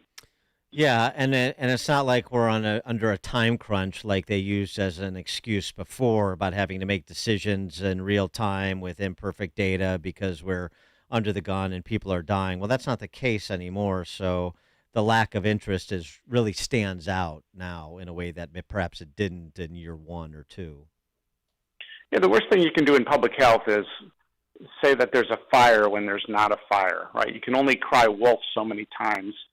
So I think we need to be very honest with the American public, and that is there's no compelling reason for your average American to get vaccinated right now who already has had COVID or who already has had the primary vaccine series. If they're not super high risk, live your life. And, the White House just 2 weeks ago invited NCAA champions to the White House. If they were unvaccinated, they had to stay 6 feet apart. That's the sort of nonsense we need to say. This is completely anti-science. It's hurting credibility, and let's stop it. He is Dr. Marty Makary, professor at Johns Hopkins School of Medicine and Bloomberg School of Public Health, chief medical advisor to Sesame Care, author of the award-winning book, The Price We Pay, What Broke American Healthcare and How to Fix It. Dr. Makary, thanks as always. Appreciate it. Good to be with you guys. Thanks. He joined us on the Turnkey.Pro Answer Line. It's what Chicago is talking about. It's Chicago's Morning Answer with Dan and Amy on AM 560. The Answer. Want to remodel your kitchen or bathroom? There's only one name to remember: ForEverRemodeling.com. Not Core Ever Remodeling or Door Ever Remodeling or Explore Ever Remodeling. It's ForEverRemodeling.com. Need an addition or whole home remodeling? Don't call 1, 2, 3 Ever Remodeling. It's Forever Remodeling. Want to finish your basement but don't know where to turn? It won't help to think of Store Ever or Snore Ever or Score Ever Remodeling. You want Forever Remodeling. Forever Remodeling is your go-to for the highest quality kitchen, bathroom, whole home remodeling, room additions, and basement finishing. So don't go to Decor Ever Remodeling or Implore Ever Remodeling or Dinosaur Ever Remodeling. When you're ready for your project to take off, go to 1098765 ForEverRemodeling.com. That's the number ForEverRemodeling.com. Or call us at 847-809-3355. One of the most important decisions you can make as a parent is where you send your kids to school. But these days, it's never been harder to know which school is best. Public schools have changed a lot, and you might be thinking about sending your child to a private Christian school. But you also know that private school can be expensive, and in this economy, you might think it's not an option. Well, think again. With halfpriceschools.com, you can purchase tuition vouchers for half the price of normal tuition for private schools. For nearly 10 years, halfpriceschools.com has helped families from all over Chicagoland make the dream of private school a reality. And that can be the reality for you and your child too. Just go to halfpriceschools.com, search for a private Christian school near you, and purchase a voucher. It's that easy. Visit halfpriceschools.com. That's halfpriceschools.com. We can tell you about the incredible success we bring to local businesses, but it's better when it comes directly from our satisfied clients. Here's just one example. After searching for a new vendor to handle my search marketing campaign, I contacted Salem Surround after seeing the great work they did for another restoration company in the different market. Their team of experts recommended a mix of multiple tactics designed to get my business the most quality leads at the lowest cost, making my marketing budget stretch further. In our first year partnering with Salem Surround, we recorded our best year to date, and I've told many people how blessed I was to find them. The representative answered the phone every time I called and quickly addressed any questions or concerns I had. Let Salem Surround give you an absolutely free audit of your current marketing and show you what your competition is doing. Then we can come up with a personalized plan that's perfect for your needs. Visit surroundchicago.com and let our marketing experts help you achieve real success. Remember to visit surroundchicago.com today. Balance of Nature, changing the world one life at a time. Before I was taking Balance of Nature, it was everything I had in me to do a full day. Now, I have seen a big difference in my energy levels. It's awesome stuff. I just love the product. I am so glad I seen the commercial, went for it, and ordered me some. And then my husband said, "Have you seen that commercial of Balance of Nature? It's fruits and vegetables." And I looked at him and I'm like, "Yeah." And he goes, "I think we ought to try it." And I says, "I am." And so I says, "I'll order you some." He loves it. I love it. We won't be without it. Start your journey to better health with Balance of Nature. For a limited time this summer, get $25 off your first order as a preferred customer, plus a free fruits and veggies travel set with free shipping and our money-back guarantee. Go to balanceofnature.com or call 1-800-246-8751 and get this special offer by using discount code CHICAGO. AM 560, The Answer. Dan and Charles Thomas, ABC 7 in for Amy J. And Charles, we were talking about all these wonderful additions to the Academy. You're Lori Lightfoot, you're Bill de Blasio, you're Tony Fauci. Isn't that amazing? How about this one out of Harvard? It's perfect timing. A prominent Harvard behavioral scientist who undertook studies about honesty is under fire for being dishonest, fabricating papers she worked on. Harvard Business School's, check your MBA, folks. Harvard Business School's Francesco Gino chalked up phony results tied to studies, is the allegation, including one focused on honest behavior. She cooked the results of a study on honesty. And she's the ironies. She's still there, right? She's on leave. She's on leave. leave. While other academics are reviewing her work. I'm sure Lori Lightfoot and Bill de Blasio are among them. I mean, being the... Well, you got to have that expertise at a place like Harvard. I'm sure. It's top shelf there. Top shelf. Top shelf. Don't send your kids to Northwestern. Don't send your kids to the Ivy League. All right, coming up at 8:38. Hey, remember how the soda tax, or pop tax as we call it here, led to a revolt against Tony Preckwinkle? We may have something similar happening in New York City. New York City. A pizza party, a la the Tea Party, because of the environmental regulators cracking down on pizza joints in New York City. Pizza party in New York City at 8:38. Now we check the headlines with Mike Scott. 64 degrees at 8:30, and a Senate committee report says the FBI and the Department of Homeland Security downplayed or ignored a massive amount of intelligence information before the January 6, 2021 rioting at the U.S. Capitol. The report being released today says agencies failed to provide any warning. Salaried employees at Ford Motor are facing layoffs today and tomorrow. The automaker asking some departments to work remotely this week so people who are losing their jobs can be informed in private. Former President Trump is claiming special counsel Jack Smith is illegally leaking and spinning an audio recording of Donald Trump discussing classified documents. This was done by the military, given to me. I think we can probably, right? I don't know, we'll have to see. Yeah, we'll have to try to Declassify figure out it. See, as president, I could have declassified it. Now I can't. Trump took to Truth Social on Monday after the CNN release, and saying that the spin would be disputed. The CDC is warning that malaria is spreading locally in the U.S. Cases have been seen in Florida and Texas, the first in 20 years. Work is underway to clean up rail cars carrying hazardous material that fell into the Yellowstone River in southern Montana after a bridge collapse over the weekend. 2 of the cars are submerged. City of Chicago could soon open more illegal migrant shelters. The Sun-Times says the city is taking steps to open 5 new shelters with a combined capacity of nearly 2,500. Potential new shelter sites were identified in a memo distributed to city council members ahead of tomorrow's committee meeting on the migrant switch. Prosecutors are dropping charges against a woman and her 14-year-old son in a deadly shooting at a Chicago hot dog stand that happened last week. Cook County State's Attorney's Office is saying it will dismiss murder charges against Carlisha Hood and her son after new evidence emerged.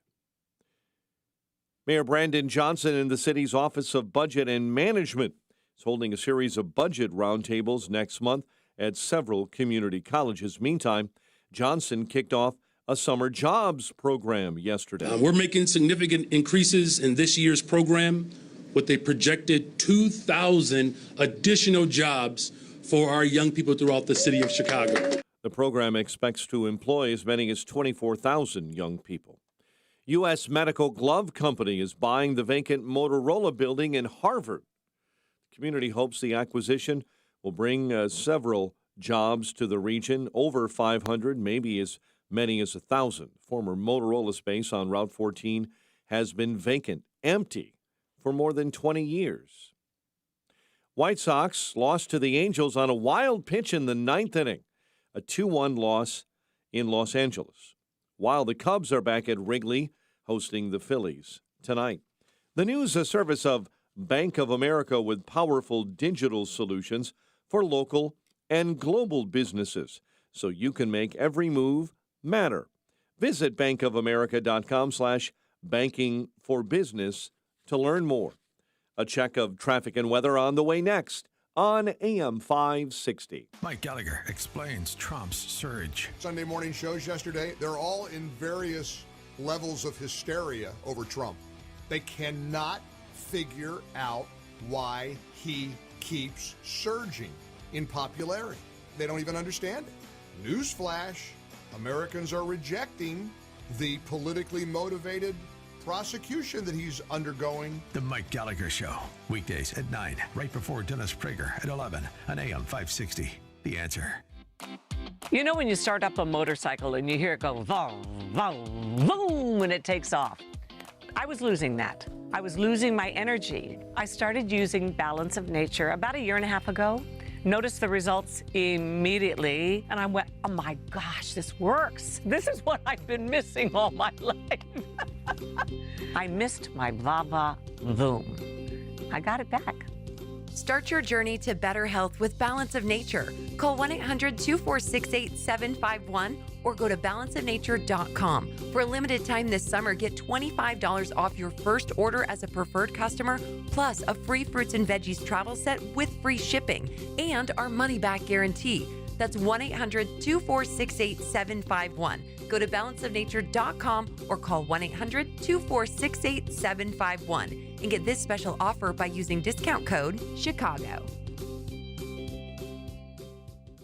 If you'd like information about the many amazing benefits of reverse mortgage loans, you need to call Team Hochberg, your trusted local lender. Attention anyone at least 62, those with parents at least 62, family law attorneys and financial planners. Reverse mortgages are amazing loans for experienced homeowners wanting to enhance their monthly cash flow by deferring mortgage payments and accessing their home's equity tax-free to make safety enhancements to their homes and pay for real estate taxes, food, electric, transportation, and in-home elderly care. To inform listeners about this amazing mortgage option for experienced homeowners, Team Hochberg would like to send you a complimentary reverse mortgage informational packet. Let's review. If you're 62, have parents at least 62, family law attorneys and financial planners, and would like an informational package about all the amazing benefits of reverse mortgages, give me a call at 855-56-DAVID or visit 56david.com, 855-563-2843, or visit our website, 56david.com. Lower LLC, Equal Housing Lender, MLS 1124061. 8:36. Let's get an update on the roads now. We do that, of course, in our Team Hochberg Traffic Center. Jane Addams has a debris cleanup that has just been finished westbound west of Beverly Road.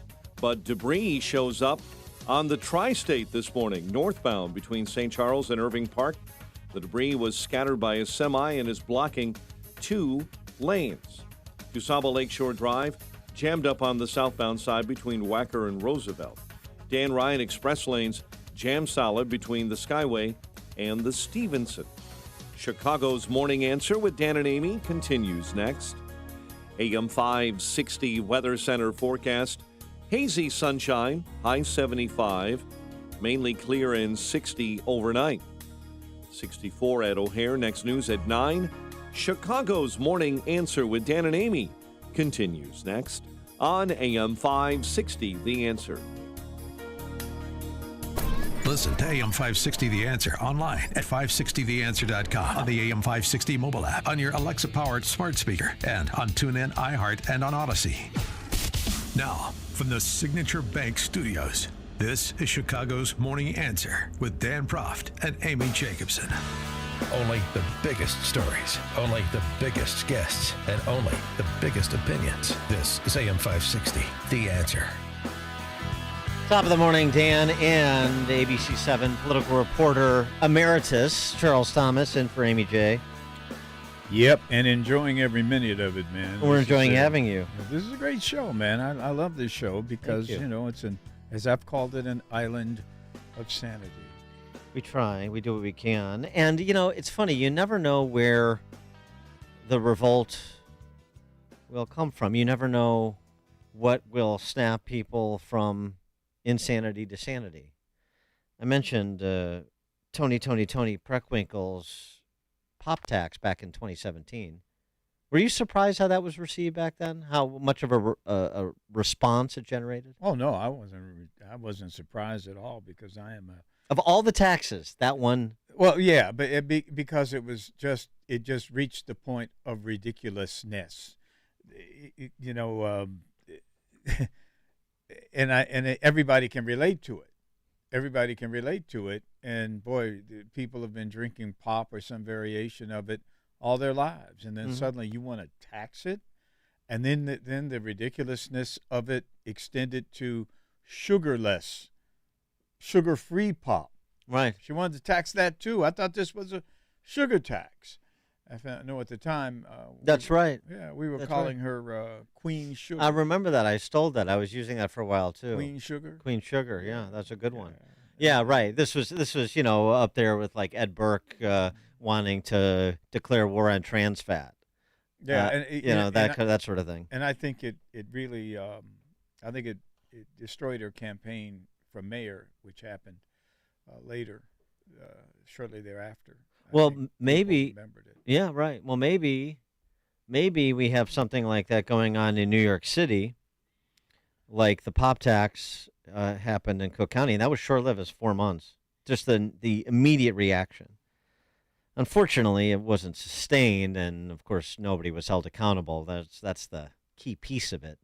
Got to have political accountability, meaning you need to remove people from office. There needs to be punishment as a message to the rest of the electeds. Well, in New York City, in the interest of saving the planet, the Department of Environmental Protection has drafted new rules that would force restaurants with wood and coal-fired ovens to cut their emissions by 75%. The restaurants would need to hire an engineer or architect to evaluate the potential of integrating emission control mechanisms with the goal of reducing particulate emissions by 75%. If the report determines it's impossible to achieve that reduction or install any emission controls, it must identify any possible emission controls that could offer at least 25% or provide an explanation as to why such. You get the point. The point is, you're going to impose costs on mom and pop restaurants like pizza joints that do not operate on huge margins and can't afford the expense. You're just another way they're trying to put you out of business for this gooey abstraction of reducing emissions to save the planet. I read the story, Dan, and about 2/3 through, I started to laugh. It is that ridiculous. And it's not just the cost, too. One of the pizza joint owners, it's going to cost us a fortune, yeah. It's also going to ruin the taste of my pizza, which destroys the product if you, as only in New York would say, if you frack around. No, they didn't say frack. If you frack around with the temperature in the oven, you change the taste. That pipe, that chimney, it's that size to create a perfect updraft, keeps the temp perfect. It's as much art as science. You take away the char, the thing that makes the pizza taste great, you kill it, which is a whole nother point. And it's led to one man attempting to start a pizza party, a la the Tea Party. A local artist activist took a bunch of pizza pies to City Hall and stood outside the gate lobbing slices of pizza over the gate while offering this rant, which was, quite something.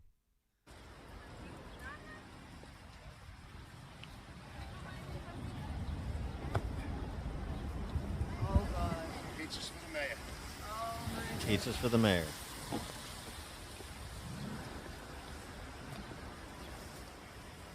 The woke-ass idiots who run this city are doing everything in their power to destroy it. We have naked men with their bouncing around all over the city yesterday, in public, in front of children. We have the most violent, raging crime rate ever. We are being invaded by illegal immigrants who are being treated way better than our homeless veterans, our teachers, and first responder heroes who were fired, still not compensated, because they didn't take the Fauci injection. Our city schools produce the dumbest kids, and the woke-ass punks who run New York City are afraid of pizza. The world used to respect New Yorkers as tough, thick-skinned, and gritty. Now we have become pizzified. It's a damn shame. You heard of the Boston Tea Party? Well, this is the New York, this is the New York Pizza Party. Give us pizza or give us death. Nice, Patrick Henry. This is great. And then the pizza starts getting thrown Give over us the gate. Pizza or give us death. As somebody who Give loves us wood pizza fire or give us death. and coal-fired pizza, Give I'm us telling you, pizza. man, it I don't- doesn't travel well. Yeah, no. That coal-fired. No. wood fire, it doesn't No. travel. Nor through the air. No. As you're seeing here. It kind of goes splat. Eric Adams was not injured by any slices of this pizza. I And love this ultimately, guy. as he's like on the third box. I love this guy. No, he's great. Who's this guy? Scott Lobedo. This guy needs to run for something. Pizza. This is a guy. And then a couple of cops finally show up and are like, okay, are you about done? And he's not really. Listen. Boston Tea Party, this is the New York Pizza Party.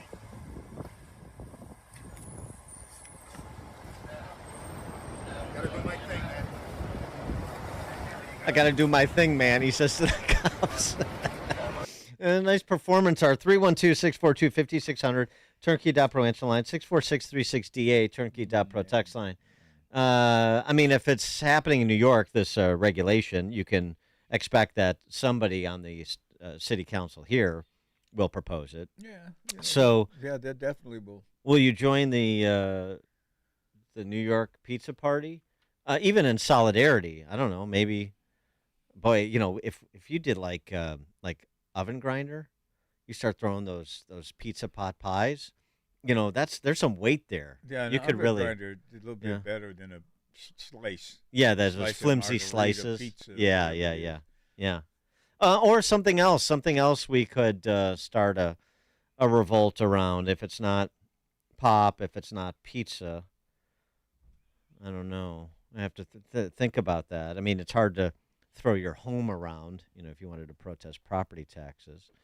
You know, we'll have to think about that. George and Monique, you're on Chicago's Morning Answer. Hey, Dan, I think we just found Trump's running mate in 24. There you go. There you go. Thanks for the call, George. Yeah, definitely had a wonderful New York sensibility, that riff he went on, describing what's going on in New York City, and now they're coming for pizza. You got guys with their breasts dancing and gyrating in front of kids, and you're worried about the emissions from, you know, Grimaldi's in New York City. It's a good point, but it does. The interesting thing to me is trying to get into the mind of the, for lack of a better description, the hoi polloi, and you know, what does it take to trigger them, to borrow a word? What does it take to set them off and say this is a bridge too far, like we talked about the pop? Well, maybe it's pizza in New York City, but what I don't is there anything left here? Where they're obviously not going to go back to the well when it comes to a pop tax. But is there anything? I don't know. That pizza. This isn't a pizza tax. This No. is a new regulation, an unfunded mandate, if you will, that's going to cause local businesses to have to increase their prices to meet it, and destroy the pizza. So like you go, you know, it'd be like going to Lou Malnati's or Giordano's or, as I said, Oven Grind or Pequod's, wherever, and it's not. You know, it doesn't taste the same. Doesn't have that char. So I don't like it anymore. Like that char on that thin crust. You want it to bubble a little bit. You want it to bubble. Maybe if it doesn't bubble, then what's wrong with my pizza? Well, the government basically outlawed bubbly crust. Maybe if they went after like beef stands and cupcake places, because those are different constituencies. They could, but they got to make money out of this some kind of way. You know, the Powells. Yeah, of course. So I don't know how they're gonna make money on this, because this one guy reports that it'll cost $20,000 to put in the kind of filter of whatever it is that they need to scrub the air, and then the aroma is going to be affected, right? Isn't that what attracts you to a particular pizza joint? Wayne in Downers Grove, you're on Chicago's Morning Answer. Yes, I just wanted to comment on the recent New York wood-fired pizza debacle. Fireplaces typically are fueled by two things, either naturally wood-burning or gas-powered. And if they want to crack down on the wood-fired pizza ovens, what's that to say about the tens of millions of fireplaces throughout the country, as well as gas stoves? They want to, the left wants to ban gas stoves. Exactly. Dishwashers, regulate dishwashers. Yeah. Right. So, I mean, should we all just, become Amish or what? Yeah, get solar panels. That's my point. Yeah. Yeah, there you go. Made in China, which are, exactly eco-friendly for all sorts of things. Right. Yeah. We're subsidizing. We might as well use them, right? Thanks for the call, Wayne. Yeah. Sam in Oak Brook. Hey, Dan, just want to say I had a great time out at the golf outing. I think when I took a picture with Sean Thompson, he took my wallet. So if you Well, can get that from me, that'd be great. we will check on that. It's not the first time that would have happened, so we're familiar with it. But that being said, I don't understand what this whole discussion is about New York pizza. New York pizza sucks.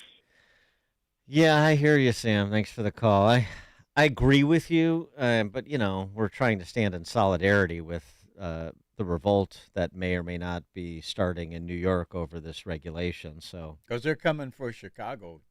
They're going to come for Chicago pizza. Yeah, don't remember. I think, we've got almost a third of the city council are avowed Marxists. So you don't think they'll come for well, like I said, maybe they come for a beef stand or the cupcake places that are popular. Well, they can tape those cupcake places. The beef stand for the men and, the cupcakes for the cupcakes. Yeah. Marvin, Burlington, Wisconsin. Yeah, I got to disagree totally with that guy. You mentioned Grimaldi's Pizza in New York.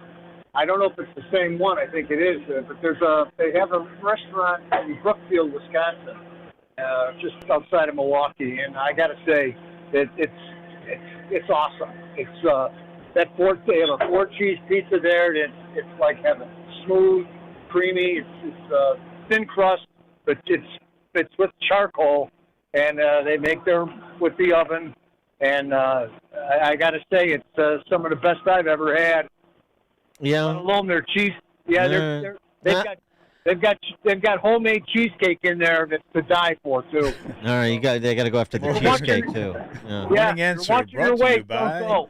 Thanks for the call, Marvin. I mean, I don't like it generally, but I got to say, there's a place in Naples called Napoli that is New York style, and it's pretty good. Yeah. They got a place here called Coal Fire on Chicago Avenue. Oh, boy. Got some good pizza, man. Coal Fire. They're just asking for it. Oh, they're going to get There's it. A big target on their bring back. This thing here. Yeah. Names out front. Jim in South Elgin. Hey, gents. Good morning. There's old expression, give them an inch and they take a mile. That's why you have to resist people from the beginning. Because if you concede on one point, then they'll go for another. Thanks for the call, Jim. Well, I'm just thinking about, where else we can try to foment a revolt, like almost encourage them to. You don't want to encourage them to target anybody, I guess. You want people to be more hassled than they already are. But it's less that than maybe like what would it trans fat. I mean, if somebody picked up the Ed Burke issue and ran with it, obviously that would impact lots of restaurants across. If there's some sort of tax or regulation, the caloric contents of various dishes and so forth. But I think here you're going to have some kind of tax. You're going to have some free flowing money involved that they can play with, man. The old they can when they can smell the meat a cooking. Yeah, they need that here in Chicago even more so than New York. Not that I really know New York, but I know Chicago. They need some loose money around, right? Because it's got to be like we're